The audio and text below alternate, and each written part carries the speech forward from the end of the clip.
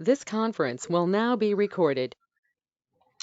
अस्सलाम वालेकुम एवरीवन और आज के सेशन ज्वाइन करने की बहुत बहुत शुक्रिया। माज़रत के काफ़ी दिन जो है ये सिलसिला जो है वो मुनक़ता रहा, उसकी कुछ टेक्निकल वजूहात थी।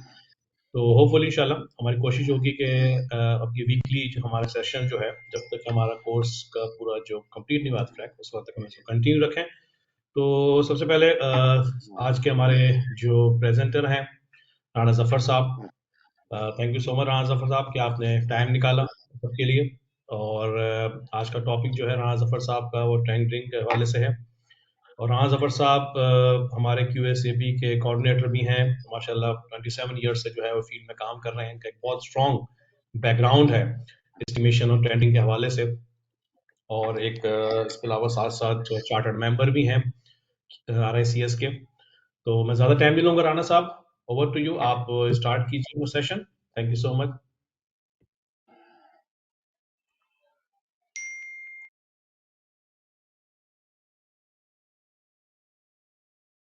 अस्सलाम वालेकुम जी।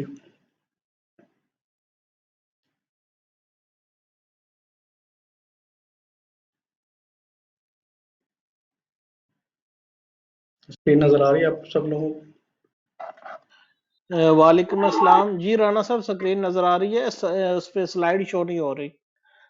स्लाइड शो हो गया? वाइट जी, वाइट है बिल्कुल।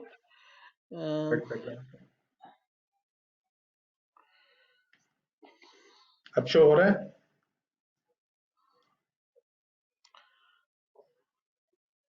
जी अभी भी नहीं हो रहा। नहीं हो रहा। वाइट है पहले जैसे हमने किया था ना, उसको स्लाइड पे जाइएगा। जी जी, इसको एंटायर स्क्रीन स्क्रीन शेयर कर लें जी। जी जी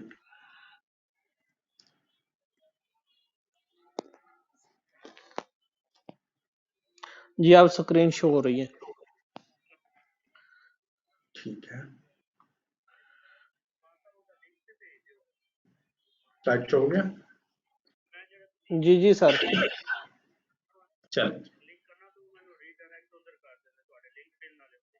प्लीज तमाम लोग अपने अपने कैमरेज और माइक को ऑफ कर लीजिए ताकि डिस्टरबेंस ना हो। Thank you. जी अस्सलाम वालेकुम। आप लोगों की तशरीफ आवरी का शुक्रिया जी, बहुत मेहरबानी कि आप लोग आए। और आज जो हमारा टॉपिक है वो है टेंडरिंग।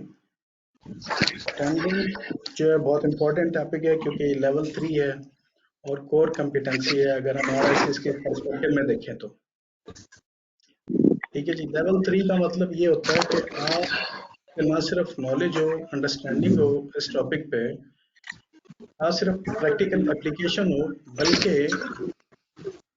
ये माइक आप प्लीज क्लोज कर दें जिसका ओपन है, डिस्टर्बेंस हो रही है।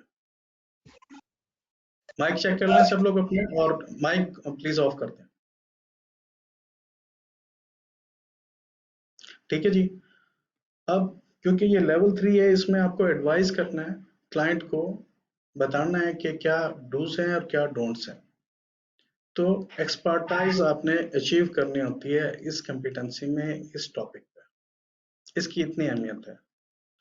क्योंकि मेरा इंट्रोडक्शन तो आप सब लोगों को पता ही है, तो उसमें जानने की जरूरत नहीं है। हम डायरेक्टली जाते हैं कि आज के एजेंडा पे, कि आज हम क्या डिस्कस करने वाले हैं। आज हम जो डिस्कस करेंगे वो प्रोक्योरमेंट एंड टेंडरिंग। प्रोक्योरमेंट सिर्फ इतना ही हम चेक करेंगे कि टेंडरिंग और प्रोक्योरमेंट के में क्या डिफरेंस है, ये इकट्ठे क्यों यूज होते हैं, और प्रोक्योरमेंट बड़ा है, टेंडरिंग बड़ा है, या ये दोनों एक ही चीज है। इस हद तक, इससे ज्यादा डिटेल में, क्योंकि प्रोक्योरमेंट पे हमारे फारूक अली साहब बहुत डिटेल में हमें एक वेबिनार दे चुके हैं, क्लास दे चुके हैं। तो इसलिए प्रोक्योरमेंट, बल्कि आज हमारा फोकस टेंडरिंग। इसमें फिर हम देखेंगे कि हमारे पास ट्रेंडिंग में ऑप्शंस कौन कौन से अवेलेबल हैं, क्योंकि मुख्तलिफ सिनारियोज होते हैं, मुख्तलिफ क्लाइंट्स होते हैं, मुख्तलिफ प्रोजेक्ट्स होते हैं। तो हर सिनारियो में एक ही टाइप की ट्रेंडिंग जो है वो फिट नहीं होती, उसके लिए मुख्तलिफ ऑप्शन चाहिए। तो हम देखेंगे कि हमारे पास ऑप्शन अवेलेबल कौन से हैं और वो क्यों इस्तेमाल होते हैं।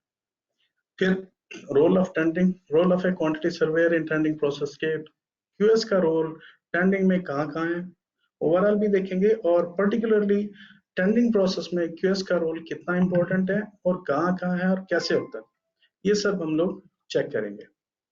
फिर हम देखेंगे कि टेंडरिंग प्रोसेस जो है कॉन्ट्रैक्टर जो पर्सपेक्टिव है, कॉन्ट्रैक्टर के पर्सपेक्टिव में टेंडरिंग प्रोसेस क्या करता है, कैसे होता है, कैसे एक्शन होता है, कैसे उसके मतलब जो है रोल रिस्पॉन्सिबिलिटीज फिक्स होते हैं, और एक क्यूएस को क्या करना चाहिए जबकि वो कॉन्ट्रैक्टर के साथ काम कर रहा है। तो ये हमारा बेसिक एजेंडा। बजवर्ड इसमें बहुत सारे हैं, प्री क्वालिफिकेशन, एवेल्यूशन, एनालिसिस, और भी बहुत सारे बजवर्ड्स हम लोग आज इस्तेमाल करने वाले हैं, तो आप लोग प्लीज फोकस करना। तो उम्मीद है कि हम लोग इसमें आज कॉम्पिटेंसी में इस टॉपिक पे इंशाल्लाह सैर हासिल गुफ्तगू करेंगे। Moving on to procurement and tendering, ये एक कॉमन कंफ्यूजन है हमारी इंडस्ट्री में। प्रोक्योरमेंट आवाज दे रहा है शोर में। हेलो,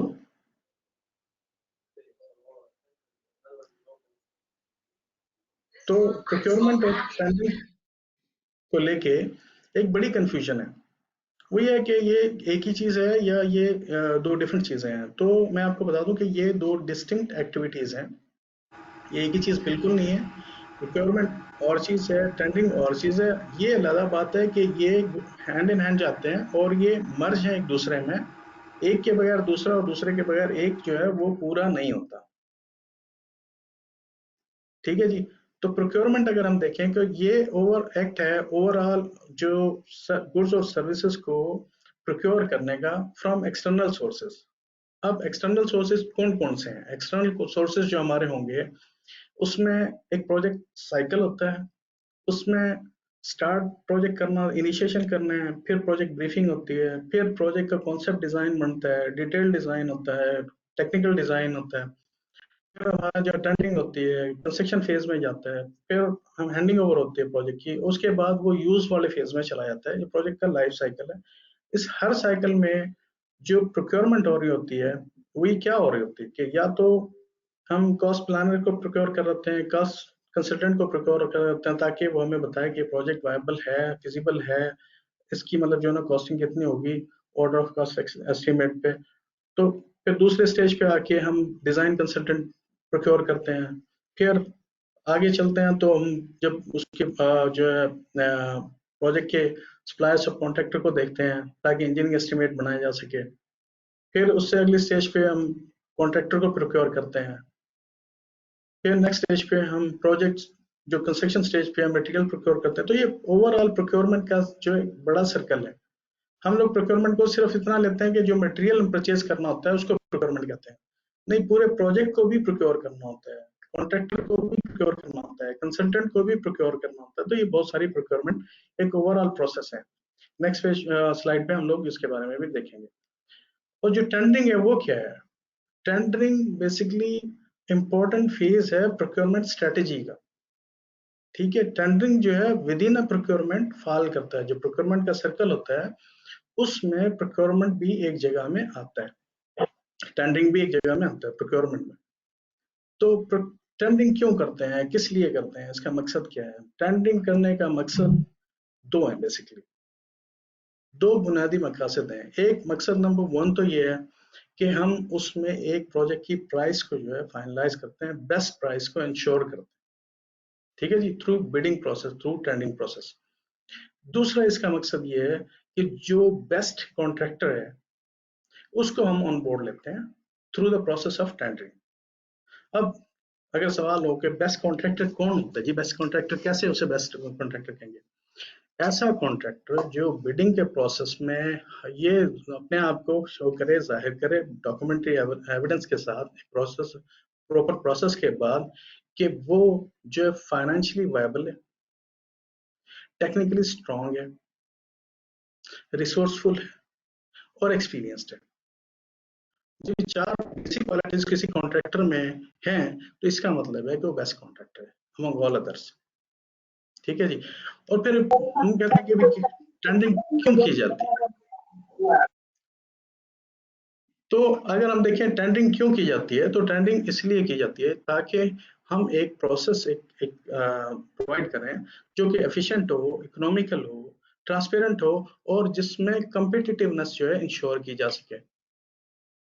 तो टेंडरिंग एक प्रोसेस है जो कि एफिशिएंट होना चाहिए, इकोनॉमिकल होना चाहिए, ट्रांसपेरेंट होना चाहिए और कम्पिटिटिव होना चाहिए, ताकि वो ऐसा जो कंपटीशन दे जो कि बिडर्स को परमिशन दे, अलाउ करे, ताकि वो कंपटीशन के तहत उसे विन करें प्रोजेक्ट को। और विन क्या करें, इसके प्रोसेस में हमें मिलता क्या है, हमें बेस्ट प्राइस मिलती है और बेस्ट कॉन्ट्रैक्टर मिलता है। तो ये बेसिक इसकी रीजनिंग है टेंडरिंग करने की। सॉरी, जरा गला खराब है थोड़ा। अब प्रोक्योरमेंट और टेंडरिंग को जो हम देखेंगे, प्रोक्योरमेंट और टेंडरिंग कहाँ कहाँ कैसे होती है, डिफरेंस क्या है। मेजर डिफरेंस जो है, आप इस साइकिल में देखें तो पूरा साइकिल जो है इंक्लूडिंग टेंडरिंग, ये पूरा साइकिल प्रोक्योरमेंट कहलाता है। यानी इवन जो टेंडरिंग है वो भी प्रोक्योरमेंट का ही हिस्सा है, उसे भी प्रोक्योरमेंट ही कहेंगे। प्रोक्योरमेंट ऑफ कॉन्ट्रैक्टर है वो, प्रोक्योरमेंट ऑफ प्राइस है वो। तो जो रेड में आप कैप्चरिंग एग्जैक्ट रिक्वायरमेंट देख रहे हैं और डेवलपमेंट ऑफ आरएफपी देख रहे हैं, ये प्रोक्योरमेंट का फेज है। फिर टेंडरिंग और वैल्यूएशन और अवार्ड जो है, ये टेंडरिंग का फेज है, जिसमें लिस्ट ऑफ बिडर्स है, इनिशिएशन है, प्री क्वालिफिकेशन प्रोसेस है, टेंडर है और टेंडर क्लैरिफिकेशन है, प्री टेंडर और पोस्ट टेंडर क्लैरिफिकेशन है। फिर टेंडर वैल्यूएशन रिपोर्टिंग है, ये कंसल्टेंट करते हैं जब टेंडर रिसीव होते हैं। फिर कॉन्ट्रैक्ट अवार्ड हो जाता है। यहाँ तक टेंडरिंग प्रोसेस रहा। उसके बाद कॉन्ट्रैक्ट मैनेजमेंट, फिर अगेन प्रोक्योरमेंट के पार्ट में चला गया। एग्जिट और सर्विस हैंडिंग ओवर वगैरह भी प्रोक्योरमेंट का हिस्सा है और कंस्ट्रक्शन मैनेजमेंट का पार्ट है। तो इसमें अगर हम टेंडरिंग देखें तो स्मॉल टाइनी पार्ट है, छोटा पार्ट है। आगे हम एक रिबा प्लान ऑफ वर्क की स्लाइड आएगी, उसमें आप मजीद देखेंगे कि प्रोक्योरमेंट कितना बड़ा है। यहाँ पे हमने इसको ब्रॉडर एस्पेक्ट में लेके आए, वहां पे हम थोड़ा डिटेल एक्सपेक्ट में एक दफा फिर इसको डिस्कस करेंगे। ठीक है जी, तो टेंडरिंग हमने समझ आया। अब एक और चीज जो हमें अक्सर मतलब सामना होता है, टेंडरिंग और बिड का, इसमें भी हम लोग अक्सर मिक्स कर रहे होते हैं इन चीजों को आपस में, कि टेंडर क्या है। टेंडर बेसिकली एक डॉक्यूमेंट होता है जो कि एक ऑर्गेनाइजेशन तैयार करती है, किस लिए, अपनी रिक्वायरमेंट बताने के लिए कि हमारी ये रिक्वायरमेंट है, ये आपने फुलफिल करके अपनी ऑफर सबमिट करनी है। तो टेंडर बेसिकली एक डॉक्यूमेंट है, उसमें जो क्लाइंट है वो, ये जो कंसल्टेंट है वो स्टिपुलेट करते हैं अपनी जो सर्विसेज उन्हें रिक्वायरमेंट होती हैं, जो चीजें उन्हें जैसे जैसे रिक्वायरमेंट होती हैं। अब उनकी रिक्वायरमेंट क्या होती हैं, बेसिकली रिक्वायरमेंट ये होती है कि भाई काम कैसा होगा, क्या क्या होगा, कितना होगा। अब क्या क्या होगा वो बीओक्यू में स्टिपुलेट करते हैं, डिस्क्रिप्शन डालते हैं कि ये आइटम होंगे। ठीक है, कितना होगा वो ड्राइंग में बताते हैं कि इसकी क्वांटिफिकेशन से हमें पता चलता है कि कितना उसका वॉल्यूम है, कौन कौन सी क्वांटिटीज कितनी है, तो उसे। ठीक है जी। और कैसा होगा, कैसा का मतलब क्वालिटी उसकी, मीडियम रेंज क्वालिटी है, हाई एंड क्वालिटी है या लो कमर्शियल क्वालिटी है। तो वो चीजें हमें पता चलती हैं, वो टेंडर डॉक्यूमेंट में लिखी होती है। बेसिकली टेंडर जो है वो एक डॉक्यूमेंट है जिसमें क्लाइंट की रिक्वायरमेंट्स दर्ज होते हैं, लिखी होती हैं, और उसमें कंडीशंस भी होती है कि इन कंडीशंस के तहत ये होगा। टेंडर प्रोसेस जो है वो आईटीटी में लिखा होता है, इंस्ट्रक्शन टू टेंडर में, कि ये प्रोसेस, ये टाइमलाइन, ये चीजें आपको हमें सबमिट करनी है इस टाइम पे। ठीक है जी। तो बिड क्या है, बिड जो है बेसिकली वो रिस्पॉन्स है, बिडर का रिस्पॉन्स है, टेंडर का रिस्पॉन्स है। Response against what, response against tender, against tender document, कि टेंडर डॉक्यूमेंट आपको मिले, आपने पढ़े, आपने उनको समझा, आपने फिर उसके हिसाब से अपनी ऑफर बना के दी कि ये जो आपने कहा है कि ये ऐसा होगा, ये इतना होगा, ठीक है, ये इस क्वालिटी का होगा, ये हम इतने में बनाएंगे, इतने टाइम में बना के देंगे। वो जो आप सबमिट करते हैं अपनी प्रपोजल, वो जो आप अपनी ऑफर सबमिट करते हैं, उसको बिड कहते हैं। तो ये मेजर डिफरेंस है टेंडर और बिड में। ठीक है, अब हमें टेंडर और बिड का पता चलो। अब ऑफर को अच्छा कैसे रिसीव करना है, बेस्ट कॉन्ट्रैक्टर कैसे अचीव करना है, बेस्ट प्राइस कैसे हासिल करनी है टेंडरिंग प्रोसेस के थ्रू, तो उसमें हमारे पास पेयर होने चाहिए ऑप्शंस। ठीक है, टाइप्स ऑफ टेंडरिंग, कितने टाइप्स की टेंडरिंग है, कितने ऑप्शन टेंडरिंग के अवेलेबल हैं, ताकि हम ये इंश्योर करें कि हमें जो कॉन्ट्रैक्टर मिला, हमें जो प्राइस मिली, वो उससे अच्छी प्राइस जो है मार्केट में अवेलेबल नहीं थी, हमने best price, best value achieve की है। ठीक है जी। उसके लिए हमारे पास ऑप्शन कौन से हैं, ओपन टेंडरिंग। ओपन टेंडरिंग ज्यादातर पब्लिक प्रोजेक्ट्स के लिए इस्तेमाल होती है। फिर हमारे पास सिलेक्टिव टेंडरिंग। सिलेक्टिव टेंडरिंग में हमारे पास फिर दो और ऑप्शंस हैं, कि सिंगल स्टेज टेंडरिंग है और टू स्टेज टेंडरिंग। ठीक है, सिंगल स्टेज टेंडरिंग नॉर्मली छोटे मीडियम रेंज प्रोजेक्ट्स के लिए होती है, two stage tendering complex projects के लिए यूज होती है। मुश्किल प्रोजेक्ट के लिए कंपैरेटिवली यूज होती है। फिर हमारे पास नेगोशिएटेड टेंडरिंग का भी एक ऑप्शन है कि नेगोशिएशन के थ्रू जो टेंडर अवार्ड किए जाते हैं, बेशक टेंडरिंग प्रोसेस सेम भी रहे तो भी। फिर हमारे पास ई टेंडरिंग का भी ऑप्शन है, और हमारे पास सीरियल टेंडरिंग और sole tendering. Serial tendering repetitive work के लिए इस्तेमाल होती है, या ऐसा काम जो मेंटेनेंस वगैरह का काम होता है उसके लिए इस्तेमाल होता है। सोल टेंडरिंग ऐसे जिसके लिए जो यूनिक एक प्रोजेक्ट हो, जिसकी पहले कोई एविडेंस ना हो, पहले हुआ ना हो, या कोई ऐसा प्रोजेक्ट हो रिसर्च टाइप का प्रोजेक्ट, उसके लिए सोल टेंडरिंग होती है, या कंपिटिटर्स अवेलेबल ना हो, या उसकी और भी कोई कंसिडरेशंस हैं, वो हम फिर बाद में डिटेल में पढ़ेंगे। अच्छा, इसमें एक आइडल टेंडरिंग भी है, बट ये आप ध्यान में रखें, आइडल टेंडरिंग जो है वो टाइप ऑफ टेंडरिंग ही है, ये वे ऑफ टेंडरिंग है। तो इसको इसकी लिस्ट में नहीं डालना, इसको सेपरेट इसीलिए कर दिया कि ये टाइप ऑफ टेंडरिंग नहीं है बट वे ऑफ टेंडरिंग है, वो बाद में हम डिस्कस करते हैं अपकमिंग स्लाइड्स में। अब ओपन टेंडरिंग को अगर हम ले लें तो ओपन टेंडरिंग में क्या होता है? ये basically mandatory for public projects, यानी जितने भी पब्लिक प्रोजेक्ट्स हैं उसमें एक मैंडेटरी रिक्वायरमेंट है और कंपल्शन है कि जी आपने उसको पब्लिक करना है। कैसे पब्लिक करना है जी? पब्लिकली अनाउंस करना है, न्यूज़पेपर में देना है, या कोई टेंडर गजट होता है उसमें डालना है, या टेंडर बुलेटिन शो होते हैं उसमें। लेकिन बहरहाल उसकी सर्टेन रिक्वायरमेंट है, वो फुलफिल करनी पड़ती है, मैंडेटरी रिक्वायरमेंट होती है, ठीक है जी। और ये इसमें क्या होता है कि इसमें एवरीवन इज वेलकम, जो क्राइटेरिया को मीट करे वो वेलकम है, वो पार्टिसिपेट कर सकता है। और क्राइटेरिया क्या होता है इसमें? क्राइटेरिया जो है बेसिक इसका पर्पस ये है कि ये अपॉर्चुनिटी देता है जो इमर्जिंग कॉन्ट्रैक्टर है, जो नए कॉन्ट्रैक्टर हैं, जो नया लाइसेंस बना रहे हैं, जो कंपनी स्टार्ट करना चाह रहे हैं, जो कंस्ट्रक्शन में मतलब आना चाह रहे हैं, ये उनको वेलकम कर लेते हैं।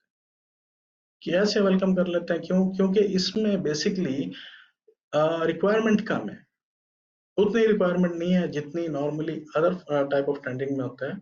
टेक्निकल क्वालिफिकेशन, प्री क्वालिफिकेशन, जो डॉक्यूमेंटेशन चाहिए, जो प्रीवियस प्रोजेक्ट उनके मतलब जो ना बैकग्राउंड पे चाहिए, जो उनका मतलब फाइनेंशियल जो उनके चाहिए, वो उतनी हार्श, उतनी मुश्किल, उतनी ज्यादा नहीं है। इसमें लीनियंसी थोड़ी शो करते हैं ताकि नए बिल्डर्स भी जो है पार्टिसिपेट करें, ठीक है जी। ये ज्यादातर ट्रेडिशनल प्रोक्योरमेंट रूट के लिए अच्छे रहते हैं, लेकिन दूसरे फॉर्म्स ऑफ प्रोक्योरमेंट के लिए भी इस्तेमाल हो सकते हैं depending on the project size, volume, other circum. अच्छा, इसमें जो पिटफॉल है, जो डिफिकल्टी है, वो क्या है? ये तो फायदे हैं जो हमने गिनवाए। अब डिफिकल्टी ये है कि वैल्यूएशन बड़ा, प्रोसेस बड़ा मुश्किल है। जो टेंडर वैल्यूएशन करना है, टेंडर रिपोर्टिंग करना है, वो बड़ा हेक्टिक जॉब हो जाता है। क्यों? इसमें नंबर ऑफ बिडर्स बहुत ज्यादा हो जाते हैं। जितने ज्यादा बिडर होंगे उतना उसको चेक करना, उसको एनालाइज करना, उसको कंपेयर करना, कॉन्ट्रास्ट करना, और उसकी नॉर्मलाइजेशन एक होती है टेंडरिंग के बाद। किसी ने ज्यादा क्वांटिटी दी, किसी ने रेट बहुत नॉर्मल दे दिया, किसी ने कोई आइटम स्किप कर दिए, मिस कर दिए, वो सारे को नॉर्मलाइज करके फाइनल प्राइस क्या बनती है और विनिंग बिडर कौन है। तो इस प्रोसेस को थोड़ा सा जो है ना मुश्किल हो जाता है। और दूसरा क्या है इसमें, एक और भी प्रॉब्लम है, ये है कि यहाँ पे परफॉर्मेंस रिस्क जो है रहता है कि पता नहीं चलता कि अब ये जो बिडर जिसका हमने अवार्ड कर दिया, क्योंकि हो सकता है नया बिडर हो सकता है बहुत अच्छा परफॉर्म करे, पॉसिबिलिटी है कि ना कम परफॉर्म करे, तो ये रिस्क भी वहां पे रहता है। ये दो चीजें मुश्किल हैं, लेकिन नए बिडर्स आ सकते हैं, अपॉर्चुनिटी मिलती है, और वो अपॉर्चुनिटी को अवेल करके फिर वो दूसरे टाइप ऑफ टेंडरिंग में भी क्वालिफाई कर जाते हैं। ये इसके बेनिफिट्स हैं। अब हम अगर दूसरी पे जाए, सिलेक्टिव टेंडरिंग पे, सिंगल स्टेज टेंडरिंग पे, सिंगल स्टेज टेंडरिंग में लिस्ट ऑफ नॉन बिडर्स को जो है ना वो इनविटेशन भेजा जाता है, क्योंकि उनकी प्री क्वालिफिकेशन ऑलरेडी डन होती है। कैसे डन होते हैं? एक रजिस्ट्रेशन प्रोसेस होता है जो कि ईयरली बेसिस पे किया जाता है। हर साल आपकी रजिस्ट्रेशन रिन्यू होती है। उस रजिस्ट्रेशन में उन्होंने ऐसा फॉर्मेट बनाया है कि आपको सारे प्री क्वालिफिकेशन डॉक्यूमेंट वहां पे डालने पड़ जाते हैं। कौन से डॉक्यूमेंट? लाइसेंस आपका हर साल रिन्यू होता है तो वो नया लाइसेंस डालना पड़ेगा। आपकी क्लासिफिकेशन क्या है, आपकी कैटेगरी कौन सी बनती है कंपनी की, वो आपको डालनी पड़ेगी। आपकी फाइनेंशियल स्ट्रेंथ कैसी है, ऑडिट रिपोर्ट्स देनी पड़ेंगी। उससे पता चलेगा कि आप you are heading towards a better future और you did not perform well the last year. तो फिर आपकी मैन पावर इंक्रीज हुई है, डिक्रीज हुई है, मिनिस्ट्री की मतलब जो है ना मैन पावर देनी पड़ती है। फिर उसमें आपके रिसोर्सेज जो है, आपके लॉजिस्टिक सपोर्ट, आपके HSC, आपके सस्टेनेबिलिटी के डॉक्यूमेंट्स, आपके क्वालिटी के डॉक्यूमेंट्स आपको अपलोड करने पड़ते होते हैं। तो ये सारे जब आप अपलोड करते हैं तो आपको वो एक सर्टन कैटेगरी में डालते हैं।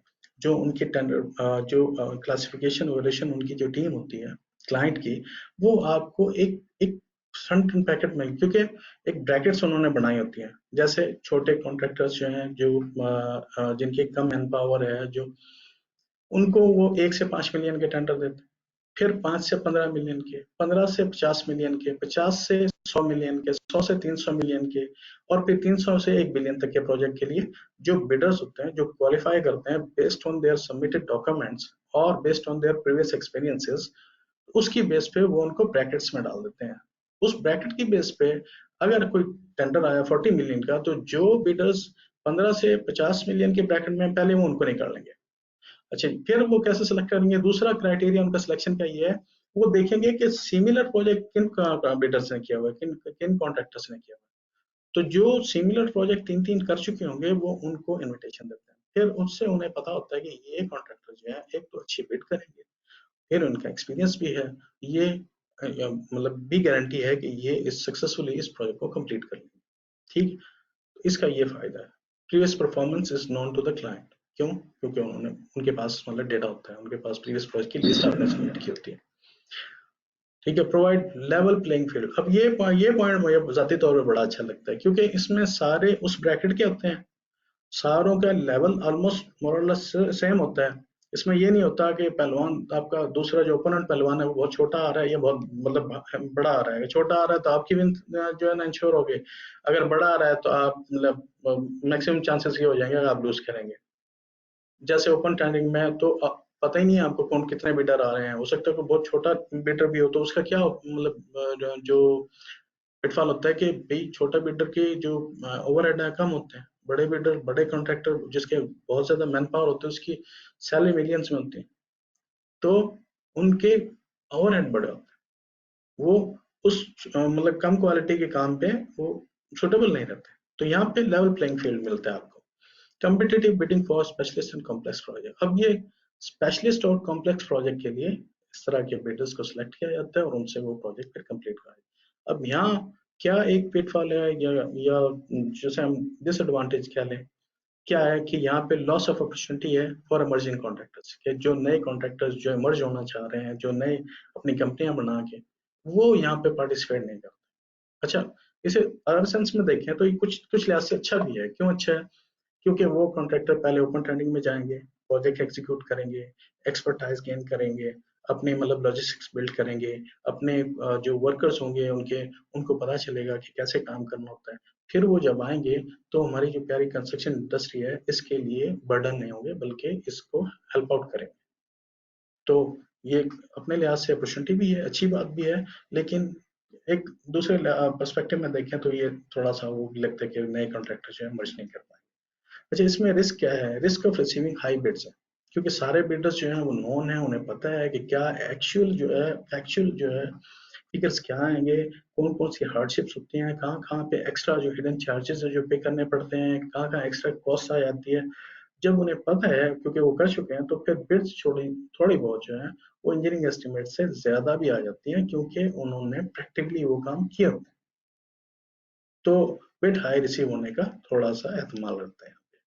अब अगर हम चलें selective tendering, two stage tendering पे, ये जो है आजकल हॉट टॉपिक है। पूरी दुनिया इसको पढ़ रही है, देख रही है, क्योंकि उसमें कोलैबोरेटिव अप्रोच है और वेरी कॉम्प्लेक्स प्रोजेक्ट को ये इजी कर देती है, आसान कर देती है। क्यों कर देती है? इसमें अर्ली पार्टिसिपेशन हो जाती है कॉन्ट्रैक्टर की। कॉन्ट्रैक्टर की अर्ली पार्टिसिपेशन का क्या फायदा होता है कि डिजाइन जो है वो बिल्डेबल बनता है, क्योंकि कॉन्ट्रैक्टर को पता होता है कि कौन सा डिजाइन जो है किस तरह से बनाया जाए, तो वो इजी उसकी एग्जीक्यूशन हो जाती है। बिल्डेबल डिजाइन कौन सा होता है? जिसकी इजी एग्जीक्यूशन हो, काम करना आसान हो जिसके लिए। तो फिर क्या करते हैं इसमें? लिमिटेड अपॉइंटमेंट होती है फर्स्ट स्टेज में। लिमिटेड अपॉइंटमेंट कैसे कहते हैं? थोड़े डॉक्यूमेंट सबमिट करना होते हैं, कंप्लीट आपको बिड सबमिट नहीं करनी होती, कुछ डॉक्यूमेंट सबमिट करने होते हैं। और कुछ डॉक्यूमेंट में भी उनके इंफॉर्मेशन हाफ दी जाती है, मतलब फुल इंफॉर्मेशन नहीं होती, जो कि बाद में चेंज होती है टाइम के साथ। अच्छा, दूसरी स्टेज में हम क्या करते हैं, टू स्टेज स्टैंडिंग में दूसरी स्टेज में हम ये करते हैं कि हम निगोशिएट करते हैं, जो कास्ट फाइनलाइज हुई होती है उनको निगोशिएट करके कॉन्ट्रैक्ट अवार्ड करते हैं। किस कॉन्ट्रैक्टर को, जो फर्स्ट स्टेज में जिस कॉन्ट्रैक्टर ने क्वालिफाई किया होता है, जिस कॉन्ट्रैक्टर का इनपुट होता है डिजाइन स्टेजेस में, जिस कॉन्ट्रैक्टर का डॉक्यूमेंटेशन स्टेज में इनपुट होता है ना, उसी कॉन्ट्रैक्टर के साथ निगोशिएट करके फिर अवार्ड करते हैं। अब यहाँ पे एक मुश्किल क्या आती है इसमें मुश्किल ये आती है कि डायलेमा सिचुएशन हो जाती है अगर ये कॉन्ट्रैक्टर निगोशिएशन पे आमादा ना हो, तो यहाँ पे फिर एक बड़ा प्रॉब्लम हो जाता है, जो कि हम दूसरे में डिस्कस करेंगे। ठीक है जी। अनसर्टेनिटी कॉस्ट एंड क्वालिटी, कैसे कॉस्ट एंड क्वालिटी, भाई कॉन्ट्रैक्टर भी ऑन बोर्ड है, कंसल्टेंट भी ऑन बोर्ड है, क्लाइंट भी ऑन बोर्ड है, तो ये कैसे मुमकिन है? ये ऐसे मुमकिन है कि अगर वो कॉन्ट्रैक्टर जो ऑन बोर्ड है, अगर वो ऑन बोर्ड नहीं रहता, अगर वो निगोशिएशन नहीं करता, अगर वो एक्सेप्ट नहीं करता जो क्लाइंट और कंसल्टेंट उन्हें कह रहे होते हैं कॉन्ट्रैक्टर को, तो उस सूरत में फिर ये होता है कि क्योंकि ये प्रोजेक्ट कस्टमाइज प्रोजेक्ट हो जाता है, ये तीनों स्टेक होल्डर ने मिलकर बनाया होता है, इसमें कॉन्ट्रैक्टर का इनपुट होता है मटेरियल सिलेक्शन में, इसमें कॉन्ट्रैक्टर का इनपुट होता है स्ट्रेटेजी में, इसमें कॉन्ट्रैक्टर का इनपुट होता है मटेरियल सिलेक्शंस में, इसमें कॉन्ट्रैक्टर का इनपुट होता है प्रोग्रामिंग में, कैसे एग्जीक्यूशन मेथोडोलॉजी में। तो जहाँ बहुत सारी जगह पे कॉन्ट्रैक्टर का इनपुट होता है, तो वो कॉन्ट्रैक्टर की वजह से ये मतलब स्टैंडर्ड प्रोजेक्ट नहीं रहता है, स्मार्ट प्रोजेक्ट। अब अगर दूसरा बिल्डर आएगा तो वो हो सकता है उसके वो डोमेस्टिक कॉन्ट्रैक्टर्स ना हो सकता है वो मटेरियल के बारे में इतना अच्छा से काम ना करना, मतलब उन्हें ना किया हो, उनका प्रीवियस एक्सपीरियंस ना हो, फिर जो टाइमलाइन जिस कॉन्ट्रैक्ट ने फिक्स किए हैं, इसके जो रिसोर्सेज थे उसकी बेस पे हो सकता है दूसरे कॉन्ट्रैक्टर वेरी करें उससे इन देयर रिसोर्सेज, तो क्या होगा, कॉस्ट भी बढ़ जाएगी और क्वालिटी भी हो सकता है वो अचीव ना हो। तो इसलिए यहाँ पे ये डिलेमा होगा। तो अगर हम इसको देखें कि टेंडर फर्स्ट स्टेज में क्या क्या डॉक्यूमेंट सबमिट करते हैं, क्योंकि टू स्टेज टेंडरिंग है, तो पहली स्टेज में क्या होता है, दूसरी स्टेज में क्या होता है, उसको चेक कर लेते हैं। पहली स्टेज में क्या होता है, एडहॉक स्केड्यूल ऑफ रेट देते हैं, उसमें क्वांटिटी रेट्स होते हैं, ईओक्यू होती है, आइटम्स लिखे होते हैं, लेकिन स्केड्यूल ऑफ रेट्स होता है। फिर क्या होता है जी, डिटेल्ड ब्रेकडाउन ऑफ प्रिलिमिनरीज दिया होता है, कंस्ट्रक्शन प्रोग्राम दिया होता है, और क्या होता है जी इसमें, मैं एक दफा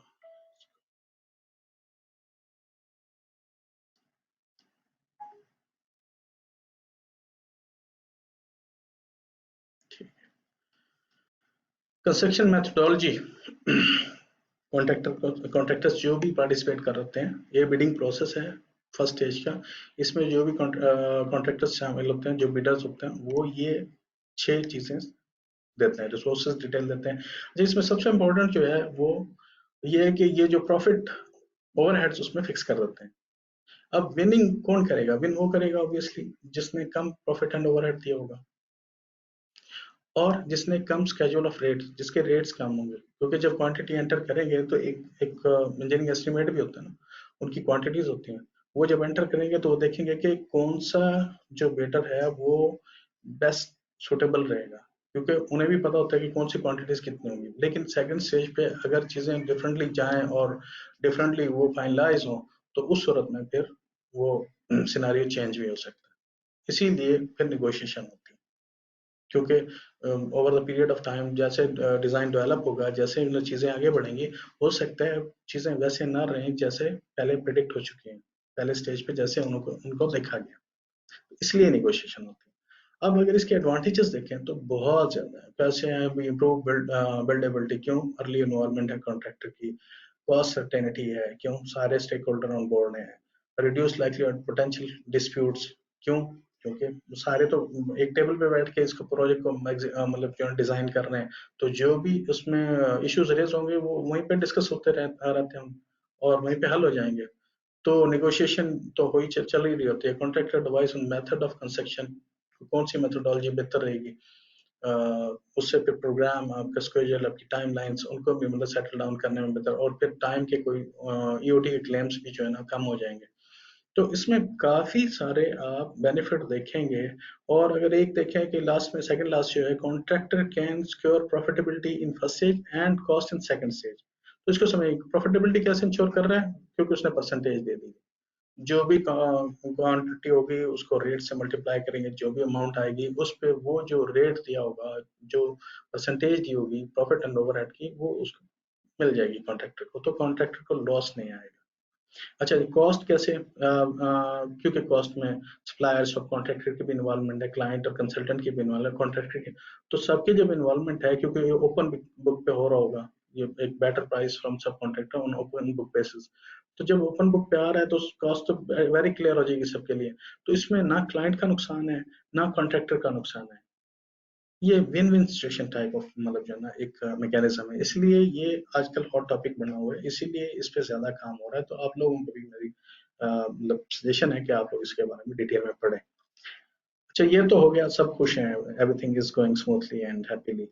अब अगर हम देखें कि इसके नुकसान क्या है, जो हमने पहले डिस्कस कर चुके हैं, इसमें एक नुकसान तो ये डिस्कस कर चुके हैं, अगर नेगोशिएशन फेल हो जाए तो फिर कॉस्ट और टाइम और रीटेंडिंग की जो है ना एक्स्ट्रा कॉस्ट आ जाएंगी, वो एक डिलेमा है।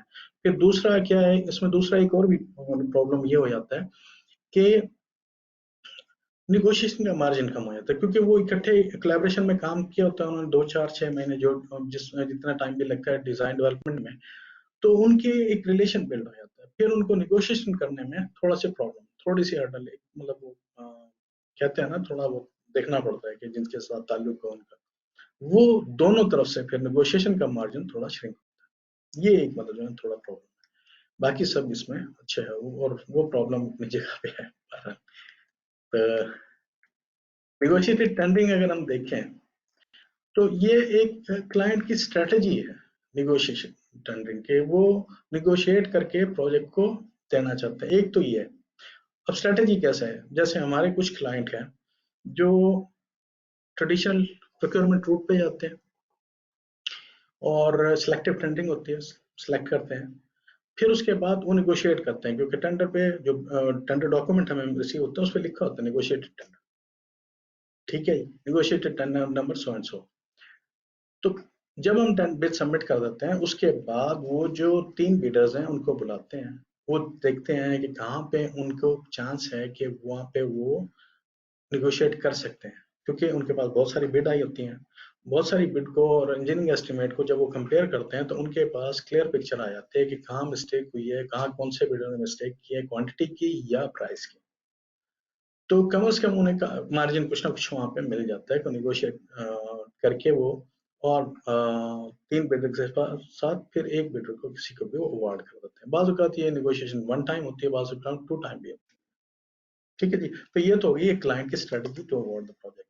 एक ये होता है कि हाईली स्पेशलिस्ट कॉन्ट्रैक्ट होते हैं, जैसे सब स्टेशन बनते हैं, उनके थोड़े बिडर्स होते हैं, क्योंकि सब स्टेशन एक तो रोज रोज नहीं बनते और 2 4 कॉन्ट्रैक्टर्स ही होते हैं, तो वो उन्हीं को बुला के उनसे निगोशिएट करके उनको मतलब जॉब दे देते हैं। जो बिजी होता है, जिसके पास पहले ही बर्डन ज्यादा होता है, तो दूसरे को वो स्कैटर्ड करके, क्या कभी किसी को जॉब दे दी, कभी किसी को जॉब दे दी, क्योंकि बिल्डिंग और रिक्वायरमेंट और उनके पैनल और सारी चीजें फिक्स होती हैं, डिजाइन भी फिक्स होता है मोस्ट प्रोबेबली। तो जैसे एसटीपी है भाई, इतने बंदों के लिए इतना इतना प्लांट होगा, इतने बंदों के लिए इतना प्लांट होगा, तो जब वो फिक्स होते हैं तो उसमें बहुत ज्यादा मतलब जो है ना परेशान होने की जरूरत नहीं होती, क्वांटिटीज का भी पता होता है, आइटम्स का भी पता होता है, रेट्स का भी पता होता है, टोटल अमाउंट का, थोड़ा बहुत लोकेशन की वजह से, थोड़ा बहुत किसी और मतलब कंसिडरेशंस की वजह से जो फर्क होता है उसको नेगोशिएट करके अवॉइड कर देते हैं। जैसे केस पेन स्ट्रक्चर्स हो गए, फ्लाई ऑफ्स मोबाइल का सेम डिजाइन है, तो वो एक नेगोशिएशन ही रह जाती है, पता तो है उन्हें कि क्वांटिटी कितनी है और रेट्स कितने हैं, तो वो मोर और लेस थोड़ी बहुत नेगोशिएशन करके वो प्रोजेक्ट्स को अवॉइड कर देते हैं। बहरहाल टेंडरिंग प्रोसेस होता है, क्योंकि टेंडरिंग प्रोसेस एक मैंडेटरी रिक्वायरमेंट है ऑडिट को सेटिस्फाई करने के लिए, और मतलब जो है ना कोई और भी रेगुलेटरी रिक्वायरमेंट्स होते हैं जिनको मीट करना होता है, ठीक है। या फिर एक ये भी सिचुएशन हो जाती है कि जो मार्केट है वो सैचुरेटेड है, हाईली सैचुरेटेड मार्केट है, जैसे 2008-9 में प्रोजेक्ट बहुत थे और कॉन्ट्रैक्टर कम थे, तो ऐसी अगर सिचुएशन आ जाए तो भी जो है वो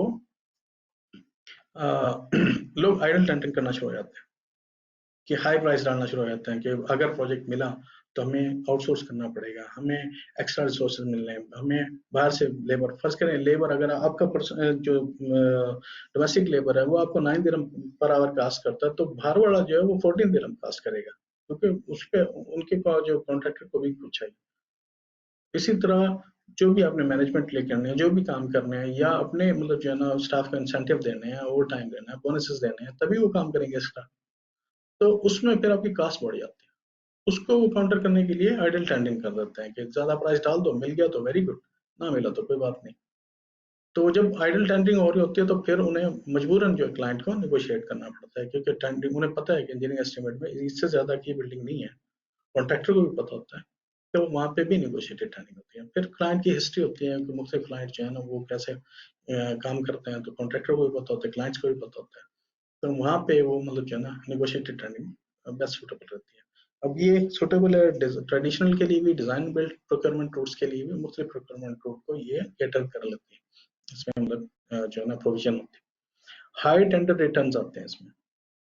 अब मुझे तो पता है कि ये क्लाइंट जो है जब मैं सबमिट कर रहा हूँ तो उन्होंने नेगोशिएशन के लिए जरूर बुलाना है, और नेगोशिएशन ना की तो वो इसको मतलब जो है ना थोड़ा सा ये लेंगे कि यार ये बात ही नहीं सुन रहा हमारी, ये तो बिल्कुल ही मेरा अड़ गया है।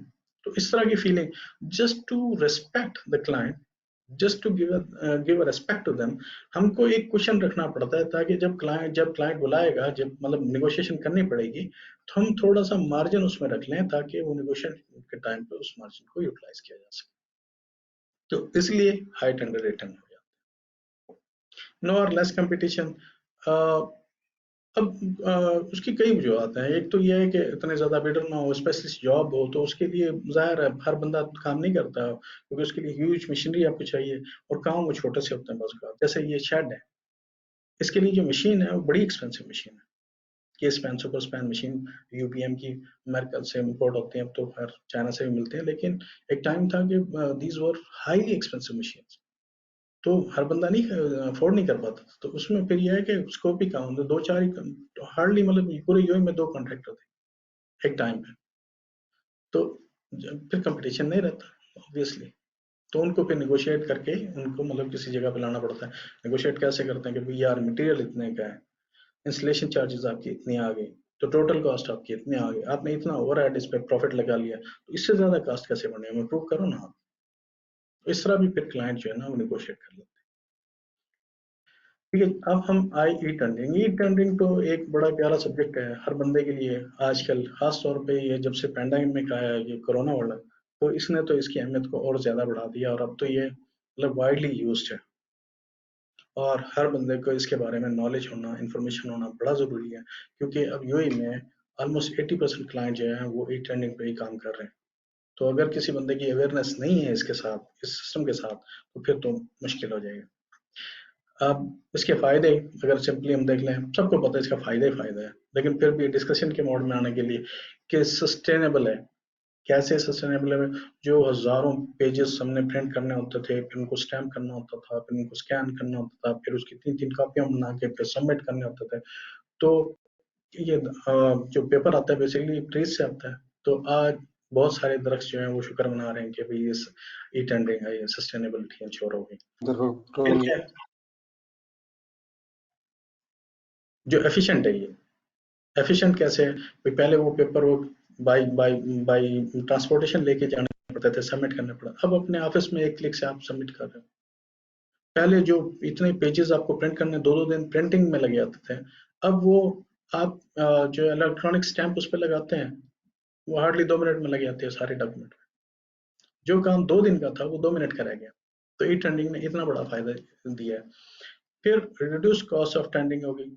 कॉस्ट ऑफ टेंडिंग तो रिड्यूस होनी ही थी, कि जहां आपके इतने बंदों की इन्वॉल्वमेंट, कोई प्रिंट आउट पे लगा हुआ है, कोई क्या मतलब जो ना उस डॉक्यूमेंट्स को तैयार कर रहा है, कोई बॉक्स बना रहा है, कोई फाइलिंग कर रहा है, कोई उसको मतलब जो बाइंडिंग कर रहा है। तो एक मतलब एक बड़ा वो काम हो रहा होता था ऑफिस में। लेकिन अभी एक ही बंदा अपने टेबल पे चेयर पे बैठा आराम से वही काम कर रहा होता है बगैर शोर शराबे के। जो काम एक काफी है मतलब जो ना इवेंट लगता था कि भाई कुछ हो रहा है, तो उससे कॉस्ट रिड्यूस हुई है ऑब्वियसली। तो ओवरऑल सारी चीजें ठीक हैं, लेकिन इसमें जो प्रॉब्लम्स हैं वो दो हैं। एक तो सिक्योरिटी है कि जो हम काम कर रहे हैं वो हमारा सिक्योर है कि नहीं, कहीं कुछ गड़बड़ होगी तो सारा हमारा जो पिछला काम किया हुआ, जो एंट्रीज किए हुए, जो वो कहीं मुश्किल में तो नहीं। दूसरा कॉन्फिडेंशियलिटी, जो हम सबमिट कर रहे हैं उसकी कॉन्फिडेंशियलिटी इंश्योर हो रही है कि नहीं हो रही, मैकेनिज्म क्या है। अब इसमें क्या है कि क्लाइंट के मतलब ब्याह पे भी अगर हम देखें तो थोड़ा सा तो मतलब वो है कि वो हमें ये नहीं बता रहे कि इस प्रोसेस क्या है, सिस्टम क्या है, कहाँ पे ये इंश्योर हो रहा है कि आपका जो डाटा आप जो सबमिट कर रहे हैं बिड्स वो सिक्योर हैं, सेफ हैं, उनमें कोई इश्यूज नहीं है, तो और वो राइट पर्सन के पास ही जा रही हैं। तो ये थोड़ा सा एक मतलब जो है ना इसमें है। अब पाकिस्तान में भी टेंडरिंग बहुत अच्छे से हो रही है। मेरे ख्याल 2016 में शायद ये पीपीआरए बना था, आई डोंट नो एग्जैक्टली, आप चेक कर लेना। इनकी वेबसाइट पे जाएं आप, आपको बहुत सारी ट्रेनिंग कोर्सेज अवेलेबल हैं, पेड हैं, but you will have a chance to meet the cream of the country. बहुत बड़े बड़े ऑफिसर्स वहाँ आके ये ट्रेनिंग ले रहे हैं, जो मैंने देखे हैं उनकी वेबसाइट पे जाके। I was shocked really, I was मतलब कि हम लोगों ने क्यों नहीं कर पाई या क्यों नहीं किया ये। तो ये पीपीआरए बहुत अच्छी ट्रेनिंग्स दे रहे हैं, इनके मतलब सब्सिडरी जो है ना वो भी हैं, वो ट्रेनिंग दे रहे हैं, तो आप जरूर ट्राई कर रहे हैं अगर आपको चांस मिलता है, तो ये बहुत लर्निंग वाली बात है। अब जो हम यहाँ पे कॉन्फिडेंशियलिटी का देख रहे थे ना, तो जो पीपीआरए ने वर्क फ्लो दिया हुआ है उसके हिसाब से वो रजिस्टर करते हैं सप्लायर्स को, फिर वो टेंडरिंग करते हैं, सबमिट बिड सबमिट होती है, उसके बाद वो डाटा जाके जो लॉक्ड फोल्डर्स हैं, ई फोल्डर, उनमें जाके लग जाता है, और सिर्फ डेट और टाइम पे वो ओपन हो सकता है जो इसका इसमें फ्लो में शो हो रहा है। फिर वो जाएगा एनक्रिप्ट होता है और प्रोक्योरमेंट एजेंसी के पास जाता है। तो फिर जो इसका ये फायदा है कि ये जो बिड सबमिट होती है, आप एक भी रॉ एक्स्ट्रा नहीं डाल सकते। जब एक्स्ट्रा रॉस नहीं आएंगी, एक्स्ट्रा कॉलम आप नहीं डाल सकते, तो फिक्स हैं चीजें, फिक्स है, तो उनकी एनालिसिस करने में ऑटोमेशन पे है, ये ईआरपी सिस्टम इसे कहते हैं। तो ऑटोमेशन पे है, वो सारा आपकी कंपैरिजन हो जाता है विद इन सेकेंड्स, और वो कंपैरिजन होके एवेल्यूशन भी हो जाता है विद इन मिनट्स, और उसकी एवेल्यूशन होके उसकी रिपोर्ट भी बन जाती है, और अगर ये चाहें तो with in half an hour tender जो रिजल्ट अनाउंस कर देता है, और होता भी है, हमें मिलता है with in half an hour, हमें रिजल्ट मिल जाता है। One of the client, ADC client है, तो बहुत मतलब जो है ना ये सुपर फास्ट है और एक्यूरेसी भी हाई है।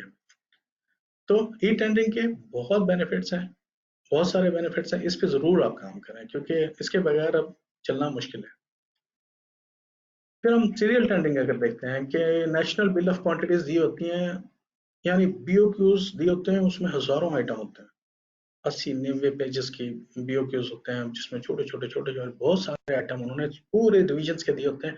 तो कोई भी काम होगा तो आइटम है, रेट डाला हुआ उन्होंने खुद डाले होते हैं रेट, आपने क्या करना है, आपका स्कोप कितना होता है, आपने परसेंटेज देनी है कि हमारा प्रॉफिट मार्जिन 7% होगा, 5% होगा, 3% होगा, -2% होगा, -10% होगा।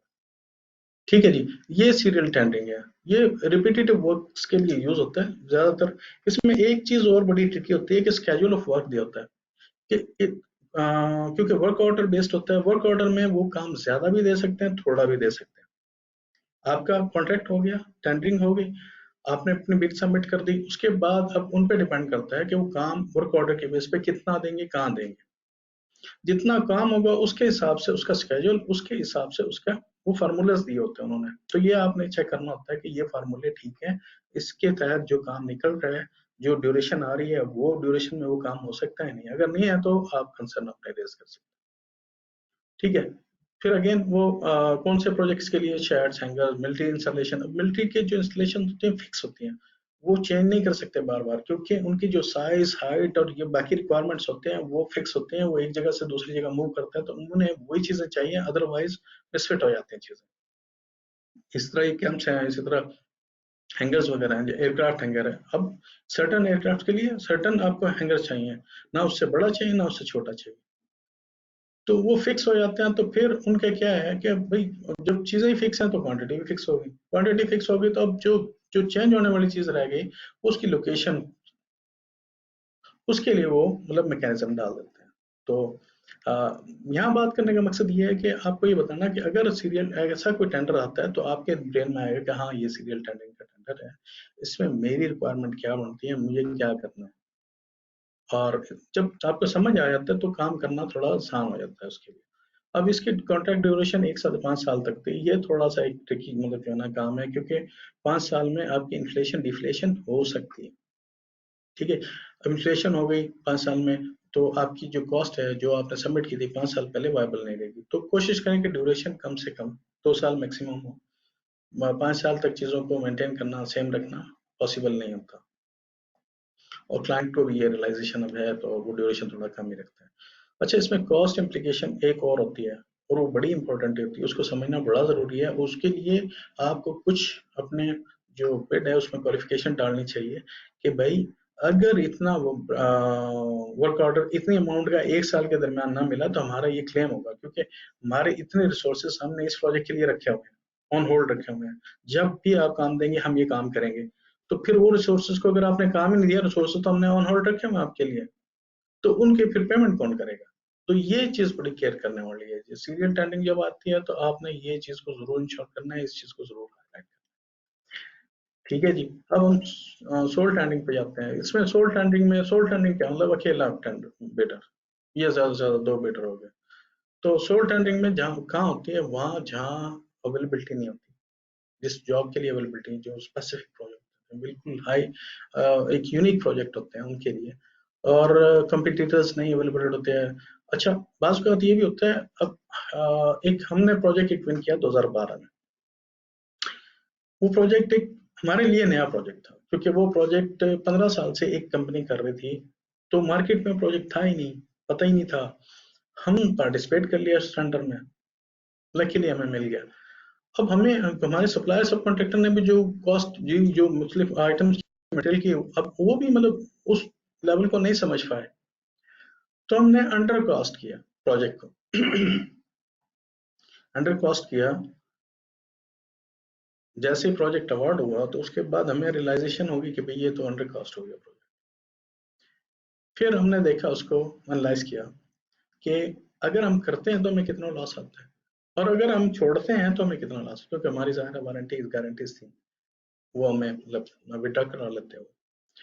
अब छोड़ते हैं तो मरते हैं, और पकड़ते हैं तो मरते हैं। तो उसमें हमने देखा कि भाई डिफरेंस कितना है। डिफरेंस इतना बड़ा नहीं था। हमने कहा यार let us go to take risk, अगर लॉस उतना ही आ रहा है तो why not we should go for it. फिर हम जब गए तो हमने बहुत सारे मटेरियल प्रोक्योर किए सेपरेटली, लाइक मटेरियल अलग से प्रोक्योर किया, इंस्टॉलेशन चार्जेस अलग से मर्ज करके, नेगोशिएट करके, रीनेगोशिएट करके प्राइसेस को डाउन किया। यानी जो 450 दिरहम पर स्क्वायर मीटर थी उसको हम 210 दिरहम तक लेके आए। इसी तरह कुछ और मतलब जो है ना मटेरियल, जो बाज़ का मटेरियल जो है उनका ओरिजिन कोई और होता है, लेकिन उनके ऊपर स्टैम्प कहीं और की लग रही है। तो ऐसे मटेरियल को फाइंड आउट किया, मतलब अपने कंपनी में बंदे ऐसे ट्रेन किए जो जो जहाँ पे हमारी मनी ज़्यादा ट्रेन हो रही थी, जहाँ पे हमारी कॉस्ट ज़्यादा आ रही थी, वहाँ पे हमने अपने बंदों को ट्रेनिंग दी और अपने मतलब जो ना काम शुरू किया। उससे हमें बहुत सेविंग हो गई, हमारे पास मटेरियल की कॉस्ट। इस तरह करके हम उस लेवल पे हमने प्रॉफिटेबिलिटी को भी अचीव किया और क्लाइंट की सेटिस्फेक्शन को भी। अब क्या है, 10 साल से हमारा कोई कंपटीटर ही नहीं है। जिस प्राइस पे हम प्रोजेक्ट कर सकते हैं, प्रॉफिटेबल प्रोजेक्ट, कोई और कर ही नहीं पा रहा। ठीक है, कितनी बड़ी बात है। हमने कैप्चर कर लिया उसको अपॉर्चुनिटी। वहां पे अब क्या हो गया, हमारे लिए सोल टेंडरिंग हो गई। वेटर्स आते हैं लेकिन क्वालिफाई नहीं कर पाते, तो सारे वेरिएशन भी हमें मिलते हैं और 3 दफा मुसलसल टेंडर भी हमने विन किया। तो इस तरह बाजू का थ्रेट भी अपॉर्चुनिटी में कन्वर्ट हो जाता है। बस ये है कि जो डेडिकेटेड एफर्ट से अगर आप काम करें, ये टेंडरिंग स्पेशलिस्ट जॉब के लिए सोल टेंडरिंग होती है। रिसर्च प्रोजेक्ट, जैसे कोई ड्रोन बनाना है, जैसे कोई हवाई रॉकेट बनाना है, कोई हाईएस्ट बिल्डिंग बनानी है, पहले नहीं बननी है, अब जाहिर है नया काम हो रहा है, तो उसके लिए कैसे पता चलेगा कौन करेगा? तो उससे करवाएंगे जिसने दुनिया में पहले बनाई होगी, या जो इस मुल्क में सबसे बड़ी बिल्डिंग जिसने बनाई होगी, ऑब्वियसली ना। तो इसलिए भी सोल टेंडरिंग फिर की जाती है। अच्छा, इसके पिटफॉल्स क्या है? अगेन, नो कंपटीशन और नैरो स्पेस होते हैं नेगोशिएशन के लिए, क्योंकि रिसर्च प्रोजेक्ट पे you never know what can happen. क्या नेगोशिएट करेंगे आप? वो जो खर्चा आएगा वो देना पड़ेगा। तो अगर कोई ऑलरेडी रॉक बॉटम में बैठा है, उससे नीचे कैसे नेगोशिएट कर लेंगे आप? उससे कैसे प्राइस कम करेंगे? मार्केट से प्राइस पहले ही कम है, तो इसलिए सोल टेंडरिंग हो जाती है। ठीक है जी। फ्रेमवर्क एग्रीमेंट, इस पे हम थोड़ा स्पीड से चलेंगे क्योंकि ये इतना इम्पोर्टेंट नहीं। Appropriate for continued construction works. अब जो ऐसे प्रोजेक्ट होते हैं, 5,000 10,000 विला बनाना है, घर बनाना है, अब 10,000 घर आप एक टाइम में नहीं शुरू कर सकते। आप अगर आपने शुरू किया, आप डैमेज कर देंगे, आप मार्केट को डैमेज कर देंगे। क्यों? मटेरियल प्राइसेस हाई चले जाएंगे, जो बाकी प्रोजेक्ट चल रहे होंगे वो प्रॉफिटेबिलिटी के बजाय लॉस की तरफ चले जाएंगे। ठीक है, ओवरऑल मार्केट की वैल्यू गिर जाएगी। आप मतलब जो है ओवरऑल जो आपके रेंट जा रहे हैं उनकी वैल्यू गिर जाएगी। तो ये बहुत डिलेमा हो जाता है। एक दफा एक ही दम नहीं बना सकते कुछ भी, ना बनाना चाहिए, उससे डैमेज ज्यादा होगा प्रॉफिट होने के, बेनिफिट मिलने के। तो लेकिन उसके लिए क्या होता है, फ्रेमवर्क एग्रीमेंट होता है। ठीक है जी, आपने एक डिजाइन कर लिया, आपने एक बड़ा प्रोजेक्ट है कि 10,000 विला बनाएंगे, 10,000 घर बनाएंगे। अब 10,000 घर बहुत बहुत ज्यादा अमाउंट होती है। आप कैसे कैटर करेंगे, इतना कैसे इंश्योर करेंगे, इतने घर कैसे मतलब जा रहे हैं। तो आपने बना लिया प्लान। अब आप क्या करेंगे कि आप फ्रेमवर्क बना देंगे उसके लिए। एग्रीमेंट, कंडीशंस ऑफ कॉन्ट्रैक्ट ऐसे बनाएंगे जो आज भी वैलिड है, 6 माह बाद भी वैलिड है, साल बाद भी वैलिड है। जो नया बिडर आएगा आप उनको ये देंगे, वो अपने प्राइस बिड करेंगे और आपके पास एक फ्रेम है ऑलरेडी, आपको पता है कि इसकी प्राइस भी कितनी है। ठीक है, तो जब भी आप विला अवार्ड करना चाहेंगे, अब विला एकदम तो 10,000 की डिमांड नहीं आ जाएगी ना। डिमांड क्या कहाँ से आएगी? फाइनेंसर उसके लिए कुछ आएगी, डेवलपर्स उसके लिए कुछ मतलब इनिशिएट करेंगे, कोई उसके लिए ओनर्स जो है ना बिल बनाना चाहेंगे, बैंक्स मतलब जो है ना सपोर्ट करेंगे। तो ये जहाँ जहाँ से आपकी मतलब इन्वेस्टमेंट आएगी तभी आपको वर्क ऑर्डर्स मिलेंगे, तभी आपको मतलब काम मिलेगा। अगर ये इन्वेस्टमेंट नहीं आएगी तो वो रुक जाएगा, काम नहीं चल पाएगा। ठीक है, तो जब नहीं चल पाएगा तो फिर क्या होगा? आपने एग्रीमेंट किया हुआ है सारे, ये पीरियड भी फिक्स कर लिया कि भी इस पीरियड के दौरान इतना टाइम लगेगा, ये विला होगा। विला की हो सकता है जो जो घर है उनकी 10 टाइप के घर बनाने, कुछ बड़े हों, कुछ छोटे हों, कुछ मीडियम हों, किसी का डिजाइन चेंज है, किसी की मतलब आउटलुक चेंज है, 10 टाइप के भी मान लिए हैं। तो उसका हर टाइप का टाइम भी है, हर टाइप की कॉस्ट भी है, हर टाइप का फ्रेमवर्क भी मौजूद है, कंडीशंस भी मौजूद है। तो रेडीली अवेलेबल फ्रेमवर्क है, रेडीली अवेलेबल कॉन्ट्रैक्ट है। कोई भी कॉन्ट्रैक्टर जो उसको पार्टिसिपेट कर लेगा उसको किसी टाइम भी वो अवार्ड हो जाएगा। तो अब उसमें क्या होता है? उसमें होता ही है कि जो मैं इसका डायलेमा है वो आपको बता दूं। सिविल इंजीनियरिंग जो है कॉन्ट्रैक्टर एसोसिएशन यूके में है, उन्होंने इस पे क्रिटिसिज्म किया कि जी ये कोई अच्छा फॉर्म ऑफ एग्रीमेंट नहीं है। इसमें क्या होता है कि जो 71% जो बिडर्स हैं, जो कॉन्ट्रैक्टर्स हैं जिन्होंने विन कर लेते हैं, हम also by the way one of the victims, कि हम लोगों ने विन कर लिया 100 विला। वो 3 साल तक उन्होंने हमें मतलब बिठाए रखा, हमारे रिसोर्सेज भी रहे, उसके बाद कैंसिल कर दिया without any reason, solid reason. क्या जी? भाई हमें डिमांड ही नहीं आई। भैया अगर आपको डिमांड नहीं आई, आपने हमें क्यों लटका के रखा? हमारा तो लॉस हुआ ना, जो हमने उसके लिए टीम बनाई, जो हमने उसके लिए प्लानिंग की, जो हमने उसके लिए मतलब जो ना रिसोर्सेज को मतलब ऑन होल्ड रखा। ठीक है, वो ये यही सिविल इंजीनियरिंग कॉन्ट्रैक्टर एसोसिएशन ने भी कहा कि भाई आप 70% प्रोजेक्ट जो बिल्डर्स हैं वो ऐसे होते हैं उनको वर्क ऑर्डर नहीं मिलते। अच्छा, फिर क्या होता है? बहुत सारे कॉन्ट्रैक्टर जो है पार्टिसिपेट कर लेते हैं, विन कर लेते हैं। अब उन्हें पता है ये कौन सा मिलने वाला है, तो वो ज्यादा से ज्यादा जगह पार्टिसिपेट कर लेते हैं। कई क्लाइंट्स के साथ जो है ना वो अपनी कमिटमेंट कर लेते हैं कि हम करेंगे, एग्रीमेंट साइन कर लेते हैं। बाद में जब काम आता है तो वो उनके रिसोर्सेज कहीं और डिप्लॉय होते हैं, उनके पास होती नहीं, अवेलेबिलिटी नहीं होती कि वो काम कर पाए। तो फिर क्या होता है? फिर अगेन डिलेमा होता है, अगेन प्रॉब्लम होता है कि जी काम है तो बंदे नहीं है, बंदे हैं तो काम नहीं है। तो इसलिए ये फ्रेमवर्क एग्रीमेंट जो है इतना कोई मतलब जो है ना रिकग्नाइज नहीं है, बहरहाल है अपनी जगह पे, काम हो सकता है इसके तहत। फिर जो आइडल टेंडरिंग, ये टाइप ऑफ टेंडरिंग नहीं है, एक दफा फिर मैं आपको क्लियर बता दूं, प्लीज इसको कंसीडर ना करें टाइप ऑफ टेंडरिंग में। ये एक वे ऑफ टेंडरिंग है, वे ऑफ बिडिंग है। क्यों ये वे ऑफ बिडिंग है? कि हाई करंट वर्कलोड है, ऑलरेडी बहुत ज्यादा काम है। टेंडरिंग डिपार्टमेंट में फर्ज करें, टेंडरिंग एस्टिमेशन डिपार्टमेंट में प्रोजेक्ट आ गया, मैनेजमेंट कह रहे नहीं नहीं जी ये भी करना है, ठीक है करना है तो हाई प्राइस डाल के कर दो। अब ये क्या है? ये आइडल टेंडरिंग। क्योंकि मैनेजमेंट का फॉर्म मतलब जो है ना मैनेजमेंट ने कहा है आपने करना ही करना है, तो आप ऑलरेडी ऑक्युपाइड, आप ऑलरेडी मतलब जो है ना बहुत हार्ड वर्क कर रहे हैं, तो क्या करेंगे? मतलब एक सर्टेन टाइम है ना, आप मरेंगे तो नहीं, एक लिमिट ही होती है ना काम करने की। तो फिर उसमें क्या करते हैं लोग? Idle tendering. ठीक है, उसमें मैनेजमेंट भी बताता है, बल्कि मैनेजमेंट एग्री होती है इस बात पे, ठीक है यार थोड़े हाई प्राइस करके डाल दो, लेकिन क्लाइंट नाराज हो जाएगा अगर हमने पार्टिसिपेट ना किया। बहुत सारी रीजन होती है, सिर्फ एक रीजन उसमें ये मतलब आइडल टेंडिंग होती है। फिर क्या कि ऑलरेडी मतलब जो ना प्रोजेक्ट जो विन कर लिए हैं, जितने रिसोर्सेज हैं वो ऑलरेडी ऑक्यूपाई हो चुके हैं, जितने रिसोर्सेज हैं उसके हिसाब से प्रोजेक्ट ऑलरेडी हैं। फिर भी अगर मतलब जो है ना पार्टिसिपेट करना है तो फिर हाई प्राइस डाल देते हैं कि चलो मिल गया तो ठीक है, क्योंकि हमने आउटसोर्स करना है, हमने बाहर से मतलब जो रिसोर्सेज लेने हैं वो हमें एक्सपेंसिव पड़ेंगे, तो थोड़ी हाई प्राइस कर दो। इसे आइडल टेंडिंग करते हैं। और बाज़ औक़ात सिचुएशन के एडवांटेज भी लगते हैं, जैसा मैंने आपको कहा था 2008-9 में सिचुएशन आती थी, कॉन्ट्रैक्टर कम थे और प्रोजेक्ट ज्यादा थे। उसमें क्या हुआ कि जो प्रोजेक्ट आज की डेट में या उससे पहले की डेट में 2008 से पहले की डेट में जो प्रोजेक्ट 4,500 दिरहम पर स्क्वायर मीटर था, वो 6,500 दिरहम पर स्क्वायर मीटर पे चला गया। Same project, same specification, same everything, ठीक है। तो इसे क्या कहते हैं, आइडल टेंडरिंग कहते हैं। उसमें मजबूरी है, फिर क्लाइंट की बंदे नहीं मिल रहे एग्जीक्यूशन करने के लिए, तो क्या करेंगे।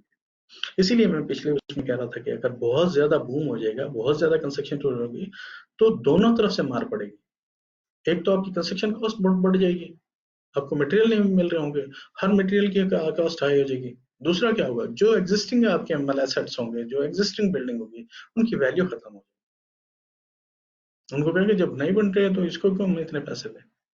तो इसलिए एक स्टेबिलिटी होनी चाहिए, एक स्मूथनेस होनी चाहिए। जो भी आप लॉन्ग टर्म प्लान करें उसमें एक स्ट्रेटेजी में जाना चाहिए। ये नहीं है कि बस जी ये कर दो, ये कर दो, उसके स्पेसिफिकेशन पे तो देखो, उसके कितना प्रॉब्लम्स कल को आ जाएंगे वो भी आपको चेक करना चाहिए। ठीक, अच्छा इसको आइडल टेंडिंग को कैसे हम जो है ना ओवरकम कर सकते हैं, कैसे हम इसको रिफ्यूज कर सकते हैं या रिस्ट्रिक्ट कर सकते हैं या मिनिमाइज कर सकते हैं। वो ऐसे कर सकते हैं कि टेंडर बॉन्ड की कंडीशन डाल दें। अब हर कॉन्ट्रैक्टर के पास जो है वो लिमिटेड एक फैसिलिटी होती है टेंडर बॉन्ड की, बैंक्स उससे ज्यादा नहीं देते। तो जब आइडल टेंडरिंग ज्यादा होगी तो बैंक जो आपके पास रियल टेंडर है, रियल प्रोजेक्ट जो आपको चाहिए, जिसके लिए आपको बिड करना है, आप नहीं कर पाएंगे। ठीक है, तो इसके थ्रू आप उनको रिस्ट्रिक्ट कर सकते हैं, सीरियस बिडर्स सिर्फ पार्टिसिपेट करेंगे। फिर जस्टिफिकेशन पूछें कि भाई आपकी ये बहुत हाई या बहुत लो प्राइस है, इसकी जस्टिफिकेशन क्या है, कैसे आपने ये चीज तो मार्केट में इसकी ये वैल्यू है, आपने कैसे इतनी डाल दी। अगर आपका ये बिहेवियर रहा तो हम आपको बिडर्स की लिस्ट में से रिमूव कर देंगे, आपको सीरियस बिडिंग करनी पड़ेगी। तो अगर एक्सप्लेनेशन का कॉल कर ली जाए क्लाइंट्स की तरफ से, कंसल्टेंट की तरफ से फॉर नॉन बिडिंग, तो भी इसका मतलब सद्देभाव हो सकता है। ठीक है जी, तो अब हम अपने दूसरे एरिया की तरफ जा रहे हैं। एक एरिया कंप्लीट हो गया जो कि QS role in training process.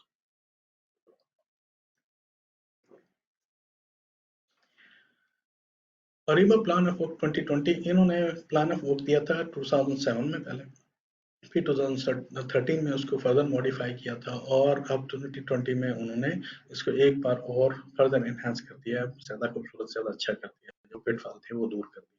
जैसा कि ये स्टेज 3 है जो सर्कल में स्पैटियल कोऑर्डिनेशन, ये पहले डिटेल डिजाइन था।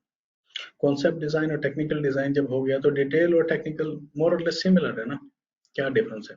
स्पैटियल कोऑर्डिनेशन उन्होंने डाल दिया। स्पैटियल कोऑर्डिनेशन का मतलब है कि जो रिक्वायरमेंट्स है, रेगुलेटरी हैं, एनवायरमेंटल है, आपकी स्पैटियल है। स्पैटियल से मुराद ये है कि जो आपका मास्टर प्लान होता है कि कहाँ पे क्या बिल्डिंग बन सकती है या नहीं बन सकती, ये एक हुकूमत डिसाइड करती है बेस्ड ऑन मास्टर प्लान, तो उसको स्पैटियल प्लानिंग कहते हैं। ठीक है, तो ये इन्होंने जो सर्कल दिया है, इसमें इन्होंने पूरे प्रोजेक्ट की लाइफ साइकिल को बंद कर दिया। अब कहाँ पे क्या काम करना है, क्यूएस का कहाँ पे क्या रोल है। टाइम हमारा थोड़ा ज्यादा हो गया तो हम इस पे ज्यादा टाइम नहीं लगाएंगे, वरना मैं चाह रहा था कि आपको पूरा यहाँ पे डिटेल में बताऊं कि कहाँ पे कौन सा काम जो है वो करना होता है और किया जाता है। लेकिन ये फिर किसी टाइम हम डिस्कस करेंगे, या आप खुद पढ़ें। और क्या पढ़ें, ये जो नीचे में दिया हुआ है ना टेबल, ये बहुत अमेजिंग है। आप जो ऊपर वाला सर्कल देखें और नीचे वाला टेबल देखें और इसको डिटेल में पढ़ें। लिंक मैंने दे दिया है इसी स्लाइड में, ये आपके साथ शेयर हो जाएंगी। बहुत अमेजिंग है, आप इस पे टाइम खर्च करें, इसको समझने की कोशिश करें, ना समझ आए डिस्कस कर लें, मेरे साथ कर लें। और QSFP के जितने प्रोफेशनल हैं सबको इसके बारे में पता है, सबने पढ़ा हुआ है इसके बारे में, तो किसी से भी आप डिस्कस करें। बहरहाल ये जरूर पूछें, इस पे जरूर सैर हासिल जो है ना डिस्कशन करें। और इसको समझने की कोशिश करें। इससे आपको पता चलेगा कि क्यूएस का रोल कितना बड़ा, कितना वसी, हर स्टेज पे कितना इम्पोर्टेंट है। ठीक है, यहाँ मैं इतना ही कहूँगा। मेरा दिल तो था कि मैं आपको डिटेल में बताऊं, लेकिन अब टाइम कॉन्स्टेंट की वजह से हम उतना डिटेल डिस्कशन में नहीं जा सकते। क्यूएस का रोल जो है क्लाइंट के साथ है, कंसल्टेंट के साथ है, कॉन्ट्रैक्टर के साथ है, सब कॉन्ट्रैक्टर के साथ है। इस सारी जगह पे बड़ा वाइटल, बड़ा इंपॉर्टेंट रोल है। लेकिन जैसे मिर्चा पॉइंट आउट कर रहा है कि ये 4 और 5 जो स्टेज है, इसके दरमियान में टेंडिंग स्टेज आती है, जहाँ पे कॉन्ट्रैक्टर का रोल होता है बेसिकली। क्योंकि नेक्स्ट हमारा टॉपिक ये है कि हम कॉन्ट्रैक्टर पर्सपेक्टिव में देखेंगे, इसलिए मैंने आपको ये पॉइंट किया कि ये जो 4 और 5 के टेक्निकल डिजाइन के बाद, यहाँ पे टेक्निकल डिजाइन ही नहीं होता, यहाँ पे डॉक्यूमेंटेशन टेंडरिंग की भी कंप्लीट हो जाती है। और ये वो स्टेज है जिसके बाद टेंडरिंग होती है। टेंडरिंग के बाद टेंडर अवार्ड होता है और मैन्युफैक्चरिंग और कंस्ट्रक्शन शुरू होती है। ठीक है, तो यहाँ हम अब इससे आगे जो है वो कॉन्ट्रैक्टर को टोटल देखेंगे कि कॉन्ट्रैक्टर का क्यूएस करता क्या है, उसको करना क्या है। क्योंकि बहुत सारे क्यूएस जो आते हैं डायरेक्ट, अगर वो कॉन्ट्रैक्टर में काम कर रहे हैं तो उनको जो एक्सपीरियंस मिलेगा वो शायद क्लाइंट और कंसल्टेंट में नहीं, क्योंकि यहाँ पे मतलब रूट्स पे जाके काम करना पड़ता है। तो यहाँ से आप कुछ अच्छा काम कर लेंगे तो फिर जब आप कंसल्टेंट ज्वाइन करेंगे तो आप ज्यादा खूबसूरत काम, ज्यादा अच्छा काम कर सकते हैं। और कॉन्ट्रैक्टर में क्योंकि अपॉर्चुनिटी भी थोड़ी ज्यादा होती है, कॉन्ट्रैक्टर को बंदों की भी ज्यादा जरूरत है, तो जॉब की अपॉर्चुनिटी भी रहती है। इसलिए हम इस पर फोकस कर रहे हैं आज कि आप लोगों को क्या देखना चाहिए कॉन्ट्रैक्टर में काम करने के लिए, या अगर आपको ऑफर होती है ट्रेंडिंग एस्टिमेशन डिपार्टमेंट या इवन साइड पे भी क्यूएस के लिए, तो आपके क्या क्या रोल्स रिस्पॉन्सिबिलिटी। ठीक है जी, तो हम चलते हैं नेक्स्ट स्लाइड पे। QS role in tendering process, इसको भी हम स्किप कर जाते हैं क्योंकि ये वही अगेन उसकी रिपीटेशन है कि जो क्यूएस का रोल है, चाहे वो कंसल्टेंट के साथ है, चाहे वो सप्लायर के साथ है, क्लाइंट के साथ है, कॉन्ट्रैक्टर के साथ है, कुछ बेसिक चीजें उसे जरूर करनी पड़ती हैं, जैसे कि प्रोक्योरमेंट और टेंडरिंग मेथड कौन सा सूटेबल रहेगा इस प्रोजेक्ट के लिए, ये क्यूएस ज्यादा बेहतर डिफाइन कर सकता है। फिर डेवलपमेंट ऑफ टेंडर लिस्ट, कि कौन से टेंडर और कौन से बिडर इसके लिए ज्यादा अच्छे रहेंगे, ये भी क्यूएस ज्यादा अच्छा जो एनालाइज करके रिपोर्ट दे सकता है। फिर टेंडर डॉक्यूमेंटेशन की तैयारी जो है वो भी क्यूएस के समय बीओक्यू क्यूएस तैयार करता है। ठीक है, ड्राइंग्स में उसका इनपुट होता है, कॉस्ट में उसका इनपुट होता है, डिजाइन में उसका इनपुट होता है। क्योंकि उसका एक्सपोजर दिन रात वो मटेरियल्स के साथ डील कर रहा होता है, तो उसे पता होता है कि मटेरियल के साइज क्या है, अगर कौन सा डिजाइन लगाएंगे तो मिनिमम जो वेस्टेज होगी और कॉस्ट सेविंग होगी। तो बहुत सारा इनपुट होता है। फिर इनविटेशन टू टेंडर आ जाते हैं, यहाँ पे कॉन्ट्रैक्टर की इन्वॉल्वमेंट हो जाती है, क्योंकि इनविटेशन कॉन्ट्रैक्टर को आता है क्लाइंट या कंसल्टेंट की तरफ से। फिर प्रिपरेशन और सबमिशन ऑफ टेंडर्स होती है, यहाँ भी कॉन्ट्रैक्टर के जो है वो काम करते हैं, प्रिपरेशन करते हैं और टेंडर सबमिट करते हैं। यहाँ फिर ग्रीन में अगेन वो कंसल्टेंट और क्लाइंट की जॉब आ जाती है। वैल्यूएशन रिकमेंडेशन भी कंसल्टेंट या क्लाइंट की केस करता है। फिर यहाँ पे एक्सेप्टेंस और जो निगोशिएशन करके एक्सेप्टेंस होती है जाहिर है, और टेंडर अवार्ड होता है, तो यहाँ पे भी फिर कॉन्ट्रैक्टर के केस का रोल होता है। ये 3 जो ब्लू हैं इसमें कॉन्ट्रैक्टर, और जो सारे ब्लू और ग्रीन सारे हैं इसमें क्लाइंट और कंसल्टेंट। तो इसलिए हम चाह रहे हैं कि कॉन्ट्रैक्टर को ज्यादा जिक्र करें, क्योंकि अगर छोटे से शुरू करेंगे फिर हम अपने आप को एक्सपेंड कर सकते हैं और हम ज्यादा अच्छा परफॉर्म कर सकते हैं। अगर हम फोकस करें टेंडरिंग प्रोसेस कॉन्ट्रैक्टर पर्सपेक्टिव में, ये बस कुछ स्लाइडें हैं, बड़ी इंपॉर्टेंट स्लाइड हैं, आपको उम्मीद है मजा आएगा इसमें। इसमें एक जॉब हंटिंग है जो कि नॉर्मली हम अभी क्यूएस नहीं करते, अगर करें तो हमें एक्स्ट्रा माइलेज मिलेगा, यानी हम ऑर्डिनरी से एक्स्ट्रा ऑर्डिनरी होने अगर होना चाहते हैं तो हमें थोड़ा सा एक्स्ट्रा काम भी करना पड़ेगा। इनविटेशन टू टेंडर कैसे आता है, फिर क्या करना होता है, टेंडर डॉक्यूमेंट्स रिसीव होते हैं तो क्या करते हैं, डिस्ट्रीब्यूशन कैसे की जाती है, और detail study of tender documents क्यों करनी होती है। इसमें हम ये भी डिस्कस करेंगे इंक्वायरीज कौन कौन सी भेजनी है, क्यों भेजनी है, क्या इंपॉर्टेंस है। फिर क्वांटिफिकेशन को कैसे करना है, क्वांटिफिकेशन की क्या इंपॉर्टेंस है, टेक्निकल डॉक्यूमेंट हमारे लिए हम क्यों तैयार करते हैं, मतलब कोई और क्यों नहीं उसे तैयार कर सकता। और उसके बाद ओवरऑल मैनेजमेंट ऑफ बिडिंग, ताकि हम सक्सेसफुली और टाइमली टेंडर बिड सबमिट कर सकें कॉन्ट्रैक्टर में होते हुए। तो अगर हम जॉब हंटिंग को देखें तो ये हमारी डायरेक्ट कोई रिस्पॉन्सिबिलिटी है नहीं है, ना हम अकाउंटेबल हैं इसके, कि जॉब हंटिंग कर रहे हैं, उसके लिए सेपरेट डिपार्टमेंट होता है, सेपरेट मैनेजर्स रखे होते हैं। लेकिन अगर हम व्हाट्सएप देखते हैं या कोई और मतलब ईमेल चेक करते हैं, अगर उसकी जगह हम कंस्ट्रक्शन न्यूज रीड कर रहे हैं, कंस्ट्रक्शन वीक रीड कर रहे हैं, मीट है और भी कंस्ट्रक्शन की न्यूज, तो हमें कंस्ट्रक्शन के बारे में, प्रोजेक्ट्स के बारे में, क्लाइंट्स के बारे में, अपकमिंग प्रोजेक्ट्स के बारे में, जो प्रोजेक्ट फेलियर्स हैं उनके बारे में बहुत सारा कुछ मतलब जो है ना समझ आना शुरू होगा एक वाइडर पर्सपेक्टिव में, और हमारी वर्थ बढ़ेगी, हमारी बात की वैल्यू होगी, हम अपनी मैनेजमेंट को कोई प्रपोज कर सकेंगे, कुछ बता सकेंगे। तो और मजीद ये है कि हम ये बिल्ड कर सकते हैं रिलायबल रिसोर्सेज, जैसे एक ग्रुप हम आपस में बात करके हाँ भाई कहाँ प्रोजेक्ट चल रहे हैं, कौन से प्रोजेक्ट चल रहे हैं, तो वो इंफॉर्मेशन जो है रिलायबल भी होगी और उससे म्यूचुअल जो है बेनिफिट भी मिलेंगे। आप उन्हें कुछ बताएंगे, वो हम आपको कुछ जो डिस्कशन करनी है कोशिश करें कि वो कंस्ट्रक्शन पे करें ज्यादा। उसका क्या फायदा हुआ कि आप अपनी मैनेजमेंट को जो है जो पोटेंशियल प्रोजेक्ट है उनके बारे में सजेस्ट करेंगे कि हम पार्टिसिपेट करते हैं या हम देखते हैं या हम एज सब कॉन्ट्रैक्टर्स में जाते हैं, तो मतलब तो कंपनी की भी ग्रोथ होगी, आपकी भी ग्रोथ होगी। और लेकिन इसमें इतने ज्यादा इन्वॉल्व ना हो, ये आपकी कोर कॉम्पिटेंस नहीं है, आपको कोर एरिया नहीं है, बस खाली इसमें अगर आप एक्स्ट्रा माइलेज लेना है, अगर आपने एक्स्ट्रा ऑर्डिनरी बनना है, तो आपको कुछ एक्स्ट्रा काम करने चाहिए। ये नहीं है कि आप अपने जॉब पे फिक्स करें फिर आप ऑर्डिनरी, अगर आपको एक्स्ट्रा ऑर्डिनरी करना है, बनना है, तो एक्स्ट्रा काम करें। इन्विटेशन टू टेंडर, अब जब ये रिसीव होता है तो बीइंग ए कॉन्ट्रैक्टर की सबसे पहला काम आप क्या करेंगे, आप करेंगे कि आप स्कोप चेक करेंगे कि ये जो हमें इन्विटेशन आया है हमारा स्कोप भी है क्या नहीं, ये हमारा काम भी है क्या नहीं। अगर नहीं है सिंपली निगेट करेंगे, this does not fall in our scope of work and we our scope of work is this and we look forward for future invitations. Simply उसको मतलब अपने स्कोप नहीं है तो उसमें काम ना कर। फिर वॉल्यूम, या अगर मैनेजमेंट कहती है करें तो फिर मतलब उसका जैसे मैनेजमेंट डिसीजन ले, 12 लाख मैनेजमेंट को ये एडवाइस कर सकते हैं। दूसरा क्या करेंगे, आप इनविटेशन रिसीव होते हैं आप वॉल्यूम चेक करेंगे कि आपकी कंपनी की वर्थ कितनी है, आप कितने वॉल्यूम पे काम कर रहे हैं या कर सकते हैं, और इस प्रोजेक्ट का वॉल्यूम आपके वॉल्यूम से कम है या ज्यादा है, अगर कम है तो भी बताएं और ज्यादा है तो भी रिपोर्ट करें। फिर टेंडर फीस देखें कि आपके ऑनगोइंग जॉब कितनी है, टेंडर फीस इसकी कितनी है, is it worth paying this tender fees to take this project, do you really need this project or not? अगर खाली आइडल टेंडरिंग करनी है तो फिर why to pay this fees unnecessarily, अगर रियली में सीरियस मतलब जो है अटेम्प्ट करनी है तो then you should go ahead. और स्टेक होल्डर्स देखेंगे कौन स्टेक होल्डर्स हैं, उनकी रेपुटेशन क्या है मार्केट में, प्रीवियस आपका एक्सपीरियंस कैसा रहा है, do you want to go ahead with them. और कुछ ऐसे क्लाइंट भी होते हैं जिनके साथ हम कहते हैं सॉरी हम आपके पास साथ मजीद काम नहीं कर सकते, आपके पेमेंट का मैकेनिज्म बिल्कुल अच्छा नहीं है, आपकी मतलब जो सुपरविजन है या आपकी मैनेजमेंट जो है वो बहुत जो है ना प्रॉब्लमेटिक है। तो मतलब कुछ भी है, जो अगर आपका एक्सपीरियंस अच्छा नहीं रहा तो आप देख सकते हैं कि आप क्या सही है, फिर आप स्ट्रेटेजी क्या होगी।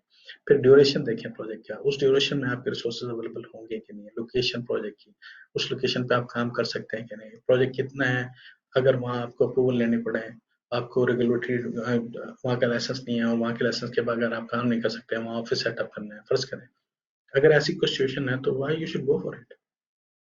प्रोजेक्ट ड्यूरेशन में हो सकता है आपको अप्रूवल ही ना मिले। तो ये सारी चीजें आपको देखनी होती है। रिसोर्सेज रिक्वायरमेंट कि कौन कौन से रिसोर्सेज चाहिए होंगे इस प्रोजेक्ट के लिए, do we have those resources और we need to adopt them, we need to bring them इन।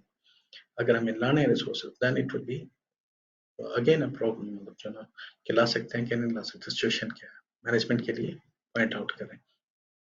अच्छा इसमें एक बार ये बहुत इंपॉर्टेंट है, बहुत ही इंपॉर्टेंट है। क्यों इंपॉर्टेंट है? क्योंकि इसके लिए आप बिड नो बिड का डिसीजन पे जाएंगे, whether you should go to bid this project और नो। तो बिड नो बिड का जब डिसीजन लेना है आपकी इस इंफॉर्मेशन पे लेना है, जब आपकी इंफॉर्मेशन पे लेना है तो प्लीज रिमेन प्रोफेशनल। आप अपने आप को अनबर्डन करने के लिए ऐसी रिपोर्ट ना बना के दें कि मैनेजमेंट का डिसीजन नो में लेना पड़े, या आपकी अपनी पर्सनल इंटेंशन है लेकिन प्रोजेक्ट आपकी कंपनी के लिए बेनिफिशियल नहीं है फिर भी आप जनाब कहेंगे ठीक है जी तो वो बिड के लिए चले जाएं जो कंपनी के लिए नुकसान दे। तो please remain professional and provide accurate true जो है ना information, unbiased information, purely professional information, क्योंकि ये स्टेज है जहां से आप whether you are going for success और फॉर अ लूज। जी, टेंडर डॉक्यूमेंट क्लाइंट की स्ट्रेटजी टेंडर डॉक्यूमेंट के बारे में मुख्तलिफ होते हैं मुख्तलिफ क्लाइंट्स की। कोई क्लाइंट सिर्फ ड्राइंग बीओक्यू और स्पेसिफिकेशन आपको देके कहता है ये डॉक्यूमेंट है और हमें सबमिट करो। विलास के लिए हमें ऐसे अक्सर डॉक्यूमेंट मिलते हैं। करो। अब एक और जो क्लाइंट है वो उससे भी ज्यादा डिटेल में डॉक्यूमेंट होता है, काफी सारे डॉक्यूमेंट होते हैं इनके अंदर। फिर एक और है वो उससे भी ज्यादा डॉक्यूमेंट, उसके और वॉल्यूम्स होते हैं। वॉल्यूम 1 में आपके पास instruction to tender, form of specimen, agreement, program. फिर वॉल्यूम 2 में आपके पास स्पेसिफिकेशन आ गया, एम्प्लॉय रिक्वायरमेंट्स आ गई, वेंडर लिस्ट और सो ऑन। चौथे में आपके पास ड्राइंग आ गई, पांचवें में आपके पास पीओ, चौथे में आपके पास पीओ की आ गई, तीसरे में आपके पास ड्राइंग्स आ गई। तो इस तरह बाज तो बहुत ही ज्यादा डॉक्यूमेंट। अब इतने ज्यादा डॉक्यूमेंट आते हैं तो आप कंफ्यूज हो जाएंगे अगर आपने चेकलिस्ट ना बनाई, अगर आपने उसकी कंप्लीटनेस को चेक ना किया। आप चेक करें अगर डॉक्यूमेंट पूरे रिसीव हुए कि नहीं हुए। चेकलिस्ट के मुताबिक मुख्तलिफ क्लाइंट्स के मुख्तलिफ डॉक्यूमेंट होते हैं, तो जब एक दफ़ा आप उनके फोल्डर सब फोल्डर्स बना दें आपको पता चल जाता है। प्रीवियस मतलब जो है ना रेफरेंस प्रोजेक्ट उठा के देखें कि ये उसके साथ मैच कर रहा है, वो सारे डॉक्यूमेंट आएंगे नहीं कोई। फिर उसकी लिस्ट होती है प्रोजेक्ट टू प्रोजेक्ट, उस लिस्ट में चेक करें कि सारे डॉक्यूमेंट रिसीव हो गए, कंप्लीटनेस को चेक करें। फिर उसमें एडिटेबल डॉक्यूमेंट चेक करें कि कितने हैं, उनको मतलब जो है ना लेके आए ताकि वो आपको हेल्प आउट करें। एडिटेड बाय द वे एक है पीडीएफ में, आई लव पीडीएफ। कोई भी पीडीएफ का डॉक्यूमेंट वर्ड में कन्वर्ट करना हो, एक्सेल में कन्वर्ट करना हो तो बहुत इजी है। आई लव पीडीएफ करें, उसमें मतलब वो आ जाएगा। उसमें कोई भी डॉक्यूमेंट अपलोड करें, जो भी आप कमांड देंगे PDF to Excel, PDF to Word, वो आपको बड़ी आसानी के साथ करें, बहुत छोटे टाइम में। और आपको बाज़ का बड़ी फाइलें कॉम्प्लेक्स करनी होती हैं, छोटी करनी होती हैं ताकि आपको ईमेल के थ्रू भेज सकें, तो वो भी उसमें हो जाती है। क्या उसका नाम है आई लव पीडीएफ। जब नेट पे लिखेंगे ना तो आपके पास आ जाएगा। फिर उसमें बहुत सारे और ऑप्शन है, बहुत जबरदस्त है और जरूर इसका इस्तेमाल किया करें। अच्छा, plan to fulfil the requirement. जो टेंडर आए हैं उसका प्लान बनाएं कि रिक्वायरमेंट को कैसे फुलफिल करना है, कौन से टाइम पे कौन सा काम करना है। Preparation of permanent folder and सब फोल्डर, हर क्लाइंट के लिए सेपरेट फोल्डर सब फोल्डर बना, ताकि कोई भी आता है आपके पास एक टेम्पलेट पड़ी हुई है, उसमें आप डालेंगे, बहुत आसानी के साथ आप टेंडर के डॉक्यूमेंट्स का फुलफिल कर लेंगे। वरना इतने ज्यादा डॉक्यूमेंट्स को पढ़ना, उनको मतलब जो है ना इतना आसान नहीं होगा। अच्छा, इसमें जो की पॉइंट है वो ये है कि always check, recheck and confirm. Taken for granted ना लें, इसमें तो ये आया ही होगा, ये डॉक्यूमेंट तो होते ही होते हैं, नहीं चेक कर लें, ज्यादा अच्छा है। वरना कल को फिर कोई मुश्किल में हाथ पड़ेंगे। डिस्ट्रीब्यूशन ऑफ टेंडर, ये भी बड़ा इंपॉर्टेंट है कि टेम्पलेट बनाए जिसमें मुख्तलिफ डिपार्टमेंट हैं, उनके नाम है बंदों के, उनके सिग्नेचर लें, ठीक है, डेट डालें, किस डेट को डॉक्यूमेंट दिए, और अपने मैनेजमेंट के साइन लें। क्या आपके पास डॉक्यूमेंट आ जाएगा, उस डॉक्यूमेंट का एविडेंस के तौर पर इस्तेमाल भी कर रहा है। और जो डिस्ट्रीब्यूशन है वो राशि मैट्रिक्स के तहत है। राशि मैट्रिक्स क्या है? R stands for responsibility, A stands for accountability, C stands for consulted, I for information। भाई किसको इन्फॉर्म करना है, किसको कंसल्ट करना है, कौन अकाउंटेबल है, कौन रिस्पॉन्सिबल है, ये सारी चीजें कंपनी में डिफाइन होनी चाहिए ताकि कोई एम्बिग्युइटी ना रहे कि जो कम्युनिकेशन है वो कैसे होगी, किसको इन्फॉर्म करना है, या ना जिसको इन्फॉर्म करना है उससे कंसल्ट किया जा रहा है और जिसको कंसल्ट करना हो उससे खाली इन्फॉर्मेशन भेज दी जाए, तो फिर वो गलत हो जाएगा। अच्छा, ये ना अनबर्डन ना करें कि बस भेज दिया ठीक है, अब वो उसकी जिम्मेदारी, फॉलो अप भी करें। जैसे फॉर एग्जांपल अकाउंट डिपार्टमेंट जो है वो आपका टेंडर बॉन्ड जो है ना अरेंज करता है टेंडिंग सेक्शन में, आपने उन्हें कह दिया, ईमेल भेज दी, वो भूल गए, आप भूल गए। अब आप तो इस पे दिन रात काम कर रहे हैं, आपको डेट का भी पता है, सबमिशन डेडलाइन का भी पता है, अकाउंट वाले तो ये काम नहीं कर रहे ना। आप उनका हेल्प आउट करें, उन्हें बताएं कि भाई हाँ टेंडर बॉन्ड जमा हो गया, कब जमा करा रहे हो, उसकी डेट ये है। फिर फोन उठाया, इंटरकॉम ही होता है अक्सर, तो दोबारा से आपने रिवाइंड, कोई ये मतलब आप उन पे एहसान नहीं कर रहे बल्कि खुद पे एहसान कर रहे हो, क्योंकि इतना सारा काम करने के बाद अगर सिर्फ टेंडर बॉन्ड की वजह से आप वो टेंडर सबमिट ना कर पाए तो क्या फायदा, सारा यूजलेस चला जाएगा ना। क्योंकि वो तो सिंपली क्लाइंट उठाएगा, टेंडर बॉन्ड नहीं आप डस्टबिन में डाल देंगे कि नहीं इन्होंने फुलफिल ही नहीं की, रिक्वायरमेंट ही फुलफिल नहीं की। तो उसको इंश्योर करने के लिए जो आपने बनाया, फिर जो डाटा आप रिसीव करते हैं वापस, ये बड़ा इंपॉर्टेंट है कि उसे चेक कर लें। बहुत सारी मिसिंग होती हैं, गलत होता है, बाय मिस्टेक फाइल ही दूसरी भेज देते हैं, ठीक है। तो उसको आप चेक कर लेंगे तो फिर आपको ये प्रॉब्लम नहीं आएगा कि एंड टाइम पे जब सबमिशन के करीब आप चेक करोगे यार इसमें तो ये मिसिंग है, आप पूछ रहे हो पहले बताना था। तो बेहतर है कि पहले से स्क्वायर कर लें चीजों को। अच्छा, फेयर और ट्रांसपेरेंट है, कोई पर्सनल एजेंडा नहीं होना चाहिए, बड़े आसानी के साथ प्रोफेशनल एटीट्यूड में, प्रोफेशनल अटायर में लोगों को डील करें, लोगों को हैंडल करें। बाज़ औक़ात दूसरे लोग गुस्से में होते हैं, किसी और मोड में होते हैं, तो कोई बात नहीं, कभी आप गुस्से होते हैं, कभी दूसरे भी हो सकते हैं, तो पर्सनल कुछ नहीं होता, सारा प्रोफेशनल है, उसको प्रोफेशनली हैंडल। अब हम detail study of tender documents पे जा रहे हैं कि क्यों करने होते हैं। कितने सारे डॉक्यूमेंट, ड्राइंग है, बीओक्यूज हैं, उसके रिपोर्ट्स हैं, सॉइल रिपोर्ट्स हैं, मैनेजमेंट के डॉक्यूमेंट्स हैं, आईटीटी है, सेक्शन 2 टेंडर है। तो इतने सारे डॉक्यूमेंट को पढ़ना, हजारों डॉक्यूमेंट हो जाते हैं, हजारों पेजेस हो जाते हैं बाज़। तो अब सारे पेजेस पढ़े नहीं जा सकते, जाहिर है नहीं पढ़े जा सकते। तो कुछ पेजेस ऐसे होते हैं जो सेम होते हैं, उनको आप कंपैरिजन में, फिर अगेन मतलब जो है ना, आपके पास ऑप्शन है पीडीएफ में कंपेयर, दो फाइलें साइड बाय साइड आ जाती हैं, आप खाली स्किमिंग कर लें, स्पीड से जाएं, देखते जाएं कि मतलब चीजें सेम जा रही हैं, क्योंकि दो फाइलें आपकी खुल जाएंगी side by side, same line उनकी मतलब जो है ना जा रही होगी, तो बड़ा आसान हो जाता है आप कंपेयर करना। वरना तो अगर पढ़ना शुरू करें तो कैसे पढ़ेंगे, 8000 पेजेस पढ़ सकते हैं? नहीं पढ़ा जा सकता। तो फिर कुछ पेजेस की हम स्किमिंग करते हैं, कुछ पेजेस को हम डिटेल में जाकर देखते हैं, जो इंपॉर्टेंट होते हैं, जिसमें वो इन्फॉर्मेशन होती है जो कि कॉस्टिंग में, जो क्वांटिफिकेशन में जरूरी होती है, उसको ज़ाहिर है डिटेल में पढ़ना पड़ेगा। तो हाईलाइट करें एम्बिग्यूटीज को, जब टेंडर डॉक्यूमेंट आप डिटेल से पढ़ें, हाईलाइट करें कॉन्ट्रडिक्शंस को। कॉन्ट्रडिक्शन क्या होते हैं, एम्बिग्यूटीज क्या होते हैं, ग्रे एरियाज होते हैं, इन्फॉर्मेशन ही नहीं दी किसी चीज के बारे में, या दी हुई है तो क्लियर नहीं है। कंट्राडिक्शन क्या है कि ड्राइंग में लिखा होगा 15 सेंटी, बीओक्यू में लिखा 20 सेंटी, स्पेसिफिकेशन में लिखा होगा 25 सेंटी, आप किसको फॉलो करेंगे? तो प्रायोरिटी ऑफ डॉक्यूमेंट्स आप देखेंगे, क्लैरिफिकेशन भेज दें। हो सकता है प्रायोरिटी ऑफ डॉक्यूमेंट पढ़ने की तो ठीक है, लेकिन प्रैक्टिकल एप्लीकेशन आती है तो क्लाइंट कहते हैं नहीं जी 25 सेंटी जो ज्यादा ओल्ड है वो लगेगा, आप कहते हो नहीं जी ये लगना चाहिए, प्रायोरिटी में तो वो डॉक्यूमेंट है, वो कहते हैं नहीं नहीं ये हो। तो आपके पास कोई मतलब जो है ना उसके बैकअप नहीं होता। अगर आपने इंक्वायरी भेजी हो तो आपके पास मतलब अगर उन्होंने जवाब ना भी दिया हो फिर भी आपके पास ऑप्शन बचता है, आप लिखते हैं रिमार्क्स में कि हमने 15 सेंटी एज्यूम की, तो फिर उनके पास कोई वे आउट नहीं होगा, या तो वो वेरिएशन देंगे या 15 सेंटी से। ठीक है, क्लैरिफिकेशन सीख करें, कम किस लिए है, कंप्लायंस को इंश्योर करने के। अगर आप क्लियर ही नहीं होंगे तो कंप्लाई कैसे करेंगे, और कंप्लायंस को कैसे, किसकी कंप्लायंस करेंगे, रिक्वायरमेंट की कंप्लायंस करेंगे, जो रिक्वायरमेंट है उसको फुलफिल करें, उसको कंप्लाई करें। अब इसमें ये देखना, अनबर्डन नहीं करना खुद को, क्लैरिफिकेशन इसलिए नहीं पूछनी कि भाई मैंने अपना बोझ उतार दिया, नहीं, आप हेल्प लें उनसे, चीजों को क्लैरिफाई करें, क्योंकि वो उनकी जरूरत है आपको बिड करना है। इंक्वायरीज बहुत इंपॉर्टेंट है, बहुत ज्यादा इंपॉर्टेंट है। इंक्वायरीज हम किसको भेजते हैं, इंक्वायरीज हम भेजते हैं क्लाइंट को, कंसल्टेंट को, कॉन्ट्रैक्ट सब कॉन्ट्रैक्टर्स को, सप्लायर्स को।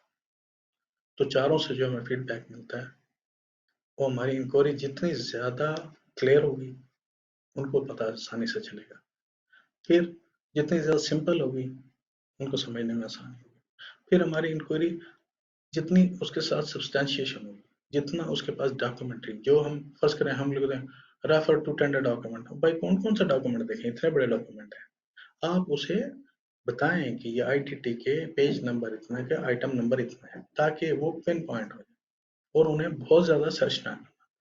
हाईलाइट करके क्लाउड करके पिक्चर सेंड कर दें साथ में, वो ड्राइंग नंबर रेफरेंस दे, ड्राइंग भी साथ अटैच कर दें क्लाउड करके, जो आपने पर्टिकुलरली पूछना है, ताकि उनको भी समझ आए कि आप पूछ क्या रहे हैं और वो जवाब वो दें जो जिससे क्लैरिफिकेशन जो है वो अचीव हो जाए।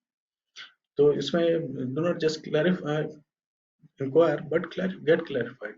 भाई इंक्वायरी आपने भेजी है, क्लैरिफिकेशन आपको नहीं हुई तो फायदा क्या हुआ आपकी इंक्वायरी। तो ये डिपेंड करता है आपकी इंक्वायरी पे कि आपने इंक्वायरी कितनी अच्छी भेजी। अब हम क्वांटिफिकेशन में आए, जो कि बड़ा इंपॉर्टेंट सब्जेक्ट है, बहुत टाइम हो गया। हाँ बस मेरे ख्याल 2 या 3 स्लाइड्स और हैं। क्वांटिफिकेशन कैसे करनी है, पहले तो आपने देखना है कि आपको नॉलेज गेन करना है स्टैंडर्ड मेथड ऑफ मेजरमेंट्स का, कौन कौन से स्टैंडर्ड मेथड्स ऑफ मेजरमेंट हैं मार्केट में, कंस्ट्रक्शन इंडस्ट्री में, इस पर्टिकुलर प्रोजेक्ट पे कौन सा मेथड ऑफ मेजरमेंट जो है वो अप्लाई होगा। ठीक है जी। फिर प्रियम्बल्स पढ़ें, उसमें लिखा होता है कि इस प्रोजेक्ट को आपने कैसे क्वांटिफाई करना है और कैसे कॉस्ट निकालना है उसकी। प्रियम्बल्स में बहुत ज्यादा इंफॉर्मेशन होती है क्वांटिफिकेशन के बारे में। फिर प्रायोरिटी ऑफ डॉक्यूमेंट देखें, यानी जैसे हमने एग्जांपल दी थी कि स्लैब स्पेसिफिकेशन में और है, उसमें और है। प्रायोरिटी ऑफ डॉक्यूमेंट्स नॉर्मली क्या होते हैं, आपके पास एग्रीमेंट होता है टॉप पे, फिर उसके नीचे एडेंडम्स होते हैं, उसके नीचे आपकी कंडीशंस कॉन्ट्रैक्ट होता है, उसके नीचे आपकी स्पेसिफिकेशन होती है, फिर उसके नीचे आपकी ड्राइंग्स होती हैं, फिर उसके नीचे आपकी बीओक्यू होती है। लीस्ट ऑफ इंपॉर्टेंस बीओक्यू होती है। हम सबसे टॉप इंपॉर्टेंस अक्सर बीओक्यू को दे रहे हैं। ठीक है, तो आपने फिर प्रायोरिटी में देखना है कि किसकी प्रायोरिटी ज्यादा है। उसके अलावा भी मैं सजेस्ट करूंगा कि आप इंक्वायरी कर लें, चाहे प्रायोरिटी डॉक्यूमेंट्स पे देखें प्रायोरिटी डॉक्यूमेंट्स भी जरूरी है, बट स्टिल इंक्वायर, ताकि जो क्लाइंट है या कंसल्टेंट है अपना क्लियर ओपिनियन दे दे कि भाई ये चूज करो, ताकि कल को फिर उस पर ना क्लेम्स हो, ना उस पर मतलब जो है ना डिस्प्यूट्स पड़े। इजी रहेगा तो सब पार्टीज के लिए। यूज ऑफ एक्सपीरियंस और ग्रे एरियाज, अगर आपको क्लैरिफिकेशन नहीं मिलती तो क्या करेंगे, जो ग्रे एरियाज हैं उनको अपना एक्सपीरियंस यूज करें। कैसे एक्सपीरियंस यूज, जैसे कॉरिडोर्स में मार्बल यूज होता है, अब वहां पे उन्होंने अगर दूसरी टाइल दी है या मार्बल उन्होंने बेडरूम्स में दे दिया, बेडरूम्स में मार्बल की क्या जरूरत है, क्यों इतना एक्सपेंसिव आइटम यूज करना। ठीक है जी। तो फॉल सीलिंग दे दी बेडरूम में, नॉर्मली फॉल सीलिंग नहीं होती, फॉल सीलिंग कॉरिडोर। तो ऐसे जो आपको पता है, जिन चीजों के बारे में आपको नॉलेज है, अगर वो गलत गलत दिए हुए हैं तो आप इंक्वायर करें। या अगर आपको क्लैरिफिकेशन नहीं हो रही, आप जो सही चीज है वो चूज कर लें और उसके बाद रिमार्क्स में लिख दें अपनी बिड सबमिशन के टाइम पे, या क्वालिफिकेशन में लिख दें कि हमने ये चीज यूं यूं assume किया और ये कोट किया, ताकि कल को फिर वो क्लेमेबल हो। तो इसको अच्छा, क्वांटिफिकेशन करने के लिए बहुत सारे टूल्स हैं, बहुत सारी टेक्निक्स हैं, स्किल्स हैं, तो उनको अडॉप्ट करना चाहिए, अपने स्किल्स को उस पर इम्प्रूव करना चाहिए। टूल्स में जैसे प्लान स्विफ्ट है, 26 को ये वेबिनार हो रहा है, आप जरूर पार्टिसिपेट करें उसमें। बहुत बहुत प्यारा सॉफ्टवेयर है, बड़ा नॉलेज मिलेगा आपको क्वांटिफिकेशन पे उसमें, तो बहुत इजी हो जाता है काम। तो इसमें क्वांटिफिकेशन में मेरी एक जो है ना आपको एडवाइस ये रहेगी कि ये बहुत ही इम्पोर्टेंट फेज होता है किसी भी क्वांटिटी सर्वे की लाइफ में, और इसमें हार्ड वर्क करना है, फोकस्ड एफर्ट चाहिए इसके लिए अगर सक्सेस चाहिए। क्योंकि अगर आपने छोड़ दिया, थोड़े से व्हाट्सएप के मैसेजेस देख लिए, तो आपको फ्रॉम द स्टार्ट अगर शुरू करना पड़ेगा, आप भूल जाएंगे मैं कहाँ था। Number one. नंबर टू, ये कैलकुलेशन और ये नंबर गेम नहीं है कि आपने कोई जनाब काउंटिंग करनी है, ये ना काउंटिंग है ना कैलकुलेशन है, ये क्या है, क्वांटिफिकेशन है। इसमें क्या है, लिंक बनाना पड़ता है स्ट्रक्चरल ड्राइंग का आर्किटेक्चरल ड्राइंग के साथ, आर्किटेक्चरल ड्राइंग का एमईपी की ड्राइंग के साथ, एमपीपी ड्राइंग का ड्राइंग्स का स्पेसिफिकेशंस के साथ, पीओक्यू के साथ। एक एक ह्यूज मिक्स है कि सारे हैं, सारे पैरेलल चलने पड़ते हैं, सारों को देखना है, लिंक करना है कि जैसे आर्किटेक्चरल स्ट्रक्चरल भी वैसी है कि नहीं है, जैसे स्ट्रक्चरल आर्किटेक्चरल बीओक्यू में भी वही चीजें हैं कि नहीं है। बीओक्यू कुछ और कह रहा हो, ड्राइंग कुछ और कह रही हो, तो उसको फिर आपने रिजॉल्व भी करना होता है, रेज भी करना होता है, और मीटिंग उसका मतलब जो है ना कंप्लीट भी करना होता है। तो ये नहीं छोड़ देना क्योंकि ये ठीक नहीं है तो मैं छोड़ दूं, कैसे छोड़ देंगे आप, डेडलाइन होती है टेंडर सबमिशन की। तो बहुत विजिलेंटली जाना पड़ेगा, हाफ हार्टेड या हाफ ब्रेन के साथ ये काम मुमकिन नहीं है। इसके लिए full brain, full commitment, dedication चाहिए। ठीक है जी। अब अगर हम देखें नेक्स्ट आइटम, टेक्निकल डॉक्यूमेंटेशन, इसमें बाज़ औक़ात उन्होंने कंपनी ने सेपरेट डिपार्टमेंट बनाया होता है जो कि टेक्निकल डॉक्यूमेंट तैयार करते हैं, बाज़ औक़ात नहीं होता। अगर नहीं है तो फिर आपने देखना है कि क्लाइंट की स्ट्रेटेजी क्या है, वो नॉर्मली कैसे सबमिशन लेते हैं, कमर्शियल पैकेज में वो क्या क्या शामिल करते हैं। जैसे मैं एग्जांपल दे रहा हूँ, एक जो क्लाइंट है उसकी, कि वो इस तरह का पैकेज मांगते हैं। टेक्निकल पैकेज में क्या क्या मांगते हैं, वो ऑर्गेनाइजेशन चार्ट मांगते हैं, करिकुलम विटाए मांगते हैं, ट्रेड लाइसेंस मांगते हैं, मेथड स्टेटमेंट मांगते हैं, प्रोग्राम मांगते हैं, उसके बाद इक्विपमेंट और प्लांट्स की लिस्ट मांगते हैं, प्रपोज सब कॉन्ट्रैक्टर सप्लायर मांगते हैं, क्वालिटी और एचएससी के डॉक्यूमेंट्स मांगते हैं। तो ये सारी चीजें वो मांगते हैं। तो फिर आपको क्या करना पड़ेगा, यहाँ अगेन चेकलिस्ट बनानी पड़ेगी, जनरल रिक्वायरमेंट्स को बनाना पड़ेगा, देखना पड़ेगा कौन से क्लाइंट को क्या चीजें, एडिटेबल टेम्पलेट्स बनानी पड़ेगी हर क्लाइंट के लिए सेपरेट, कंप्लीट जो ना। फिर डेलीगेशन प्रॉपर होने चाहिए, कौन बंदा क्या काम करेगा। जैसे प्रोग्राम है तो ज़ाहिर है प्लानिंग डिपार्टमेंट करेगा, जो ऑर्गेनाइजेशन चार्ट है वो जो मैनेजमेंट वाले बंदे करेंगे। ट्रेड लाइसेंस वगैरह किसके पास है, आप भी रख सकते हैं, या जो क्या क्या उसे कहते हैं डॉक्यूमेंट कंट्रोलर उसके पास होंगे, उससे लेंगे। क्वालिटी एचएससी जो क्वालिटी मैनेजर और एचएससी मैनेजर को आप डॉक्यूमेंट भेजेंगे, वो तैयार कर रहे हैं, उसे डेडलाइन टाइमलाइन और फॉलो अप करेंगे। तो ये डेलीगेशन बड़ी इंपॉर्टेंट है कि जो जो चीज जिसको करनी है उसको डेलीगेट करें, और उसको टाइमलाइन उस क्लैरिटी के साथ जो उसको डॉक्यूमेंट चाहिए होते हैं। Complete package for each client आप बना के रखेंगे तो आपके लिए इतने डॉक्यूमेंटेशन की तैयारी कोई इशू नहीं रहेगी। अगर आप टेम्पलेट्स नहीं बनाएंगे, कंप्लीट फोल्डर सब फोल्डर नहीं रखेंगे, रेफरेंस मतलब नहीं देंगे, फिर यह काफी मुश्किल हो जाता है। रिलाय ना करें, रीचेक करें और कंफर्म करें। ये ना हो डॉक्यूमेंट तैयार किए, पिछले प्रोजेक्ट का नाम लिखा हुआ है, इस उसमें सबमिट कर दिया, फिर ये बैड इंप्रेशन जाएगा क्लाइंट को कि यार ये तो कॉपी पेस्ट कर रहे हैं, इनको मतलब इसकी अहमियत का अंदाजा नहीं है। और दूसरी अहमियत का अंदाजा आप इससे भी लगा लें कि इंपॉर्टेंस इसकी कितनी है। कि यहाँ देखें इस स्लाइड में, ट्रेड लाइसेंस अगर आपने सबमिट ना किया इस क्लाइंट के लिए तो आप फेल हैं। फाइनेंशियल स्टेटमेंट आपने ना सबमिट की, उसके मार्क्स कोई नहीं है, लेकिन आप फेल हो जाएंगे सिंपली। अगर आपने ये दो चीजें सबमिट ना की अपने टेक्निकल डॉक्यूमेंट्स में, टेक्निकल पैकेज में, simple you will be out of the game. और फिर अगर आप देखें कि प्रीवियस प्रोजेक्ट और करंट प्रोजेक्ट के लिए 13 मार्क्स हैं, बाकियों के लिए 10-10 मार्क्स हैं या 15 मार्क्स हैं। तो आप देखें कि जहाँ पे ज्यादा मार्क्स हैं, टोटल आपने 60 लेने हैं आउट ऑफ 100। अगर आपके 60 नहीं आया, आप टेक्निकली फेल हो जाएंगे, आप टेक्निकली क्वालिफाई नहीं करेंगे। टेक्निकल क्वालिफिकेशन नहीं है तो कमर्शियल आपका एनवेलप जो आपने सबमिट किया वो ओपन ही नहीं करेंगे। तो ये इसकी इतनी इंपॉर्टेंस है। तो अब ये कौन करेगा, ये आप लोग ही करेंगे, being a QS, being commercial, being tendering estimation head, वरना लूज करने के चांसेस हैं। Overall management to ensure bid submission. अब फुलफिलिंग प्रोसीजरल रिक्वायरमेंट, हर बिड के प्रोसीजरल रिक्वायरमेंट्स हैं जो हमने पिछले डिस्कस किए हैं मोस्टली कंपोनेंट्स। साइट विजिट है, साइट विजिट में आप बहुत सारी चीजें देखते हैं कि एक्सेस कैसे होगी, रिस्ट्रिक्शंस तो नहीं है, कोई थ्रेट तो नहीं है, अपॉर्चुनिटीज क्या क्या है वहाँ पे उस साइट पे, कोई गड़ा तो नहीं है जो हमने फिल करना है, कोई ऐसी ऑप्टिकल फाइबर, कोई ऐसी हाई लाइन केबल तो नहीं जा रही जो हम रिमूव ही नहीं कर पाएंगे। तो बहुत सारी चीजें आपको साइट विजिट से बहुत ज्यादा आइडिया मिलता है, और आपकी कॉस्ट पे ये 5 to 10% तक इसका इम्पैक्ट होता है अगर आप साइट विजिट खुद करके आए। बहुत इंपॉर्टेंस है। फिर प्री बिड मीटिंग्स होती हैं, उनमें जरूर इंश्योर करें कि आप प्रेजेंस हैं, ताकि क्लाइंट पे अच्छा उसका इंप्रेशन जाएगा। आप क्वेश्चन आंसर भी कर सकते हैं, आपको क्लैरिटी भी ज्यादा मिलेगी, अवेयरनेस ज्यादा मिलेगी। जब अवेयरनेस मिलेगी तो आप कंप्लायंस भी अच्छी कर सकेंगे रिक्वायरमेंट के मुताबिक। फिर इंश्योर कम्युनिकेशन, हर time communication is the key to success. जो भी है कम्युनिकेट कर लेंगे, उससे क्या होगा कि जो एम्बिग्विटीज हैं वो चली जाएंगी, क्लैरिटीज आ जाएंगी, चाहे विद इन मैनेजमेंट है, चाहे क्लाइंट के साथ है, सप्लाई सब कॉन्ट्रैक्टर के साथ है। कोशिश करें ज्यादा से ज्यादा कम्युनिकेट करें, ब्रेनस्टॉर्म करें, और उसके बाद फाइनल अप्रूवल लेके और टेंडर बिड सबमिट करें। तो ये प्रोसेस है ऑफिस में होने का। ठीक है जी। तो इसमें स्मार्टली काम करें और वाइज बन के काम करें। जो गलती होगी सिंपली कहें जी मुझसे गलती होगी, कोई बात नहीं, गलती इंसान हो सकती है, कोई इशू नहीं है, कोई बंदा जनाब कुछ नहीं कहता।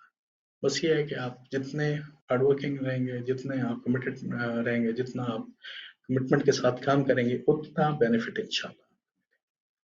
तो ये था जी आपका आज का सारा सब कुछ। थैंक यू, आपने इतनी देर मुझे बर्दाश्त किया, और अगर कोई क्वेश्चन हैं तो मैं हाजिर हूँ। बहुत शुक्रिया जी।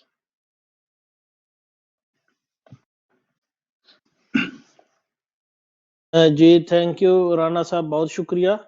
राणा साहब कुछ क्वेश्चन हैं जो आप से मैं करता हूं, जिसमें पहला क्वेश्चन है बाबर साहब की तरफ से। जी जी।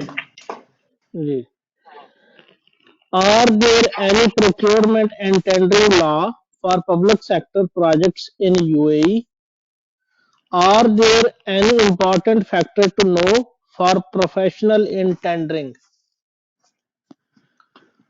देखिए जो इम्पोर्टेंट फैक्टर्स हैं, अब जो पब्लिक सेक्टर है यूएई में, उसके सारे जो टेंडर हैं वो पब्लिक उन्हें करने पड़ते हैं, एप्लीकेशन है यूएई में भी कि आपको मीडिया से, आपको अखबार से पता चलते हैं, वो अखबार में देने पड़ते हैं, मीडिया में देने पड़ते हैं। वहां से आप, अगर आप रेगुलर रीडर हैं कंस्ट्रक्शन न्यूज के, तो आपको अच्छे अच्छे प्रोजेक्ट जो है मिलते रहते हैं। और रेगुलेशंस क्या है? रेगुलेशंस पब्लिक प्रोजेक्ट के लिए, फॉर इंस्टेंस मैं एग्जांपल दूं कि यहाँ पे जो भी पब्लिक प्रोजेक्ट होगा और उसका एरिया 2000 स्क्वायर मीटर से ज्यादा होगा, तो उस पे पर्ल रेटिंग 2, यानी जो सस्टेनेबिलिटी, जो पर्ल रेटिंग है सदामा की, वो पर्ल रेटिंग 2 उस पे अप्लाई होगी।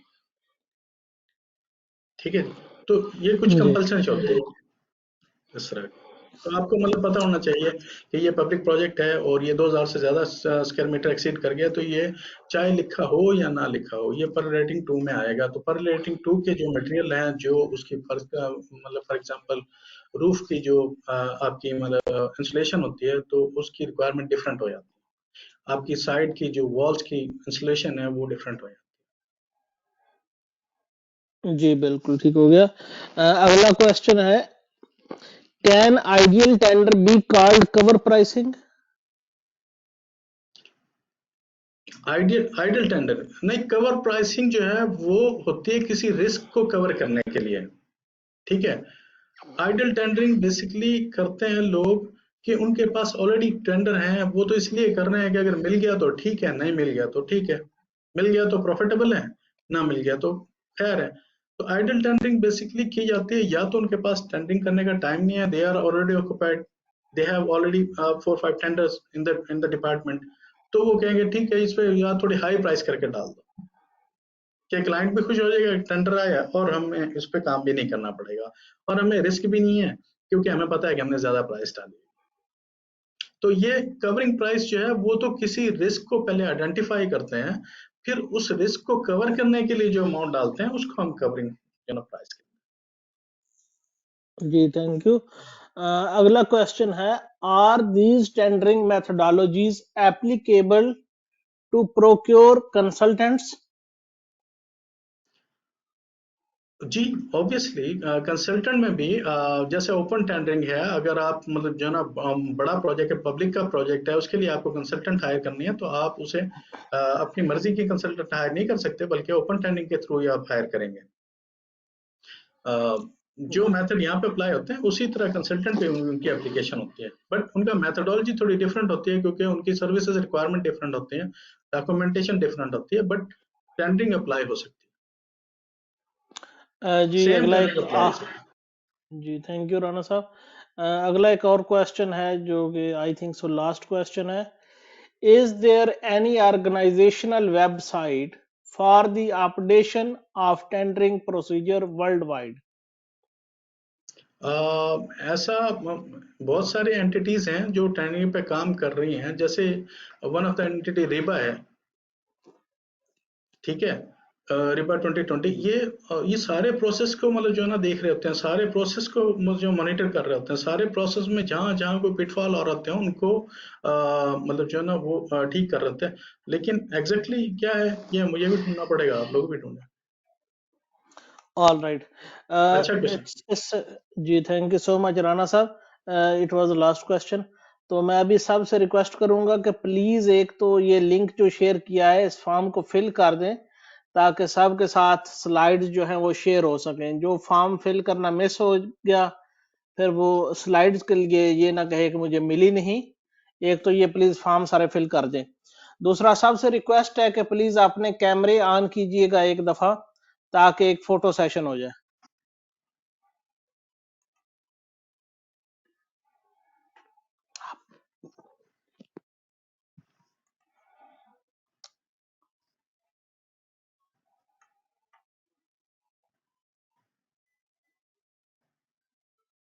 परमेश,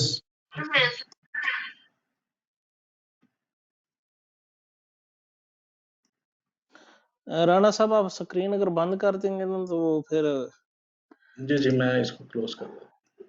जी।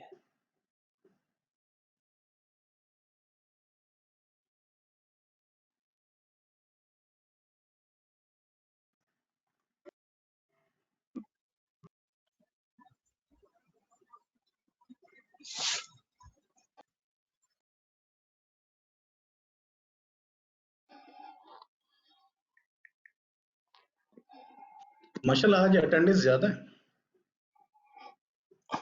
जी राणा साहब ਤੁਹਾਡਾ ਸੈਸ਼ਨ ਤੇ ਫਿਰ वी आर प्रोग्रेसिंग, मतलब हर जगह पे माशाल्लाह। क्या बात है जी, अच्छा लगा।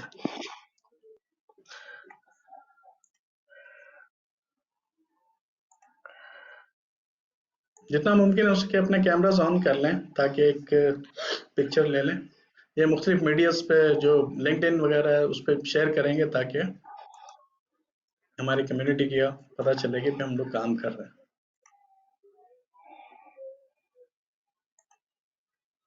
जफर भाई भी, महमूद साहब भी। जी थैंक यू सो मच, जजाकल्लाह खैर जी। प्लीज अपना फॉर्म फिल कर दीजिएगा ताकि सबको प्रेजेंटेशन स्लाइड जो है वो मिल जाए। बहुत शुक्रिया जी, अल्लाह में खुश रखे। बहुत शुक्रिया। Thank you so much.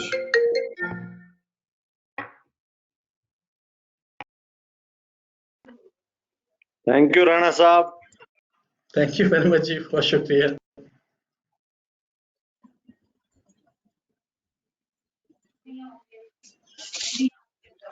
Sir माशाल्लाह बहुत मजा आया, बहुत अच्छा जो है ना आपने नॉलेज शेयर किया है, अल्हम्दुलिल्लाह बहुत आला।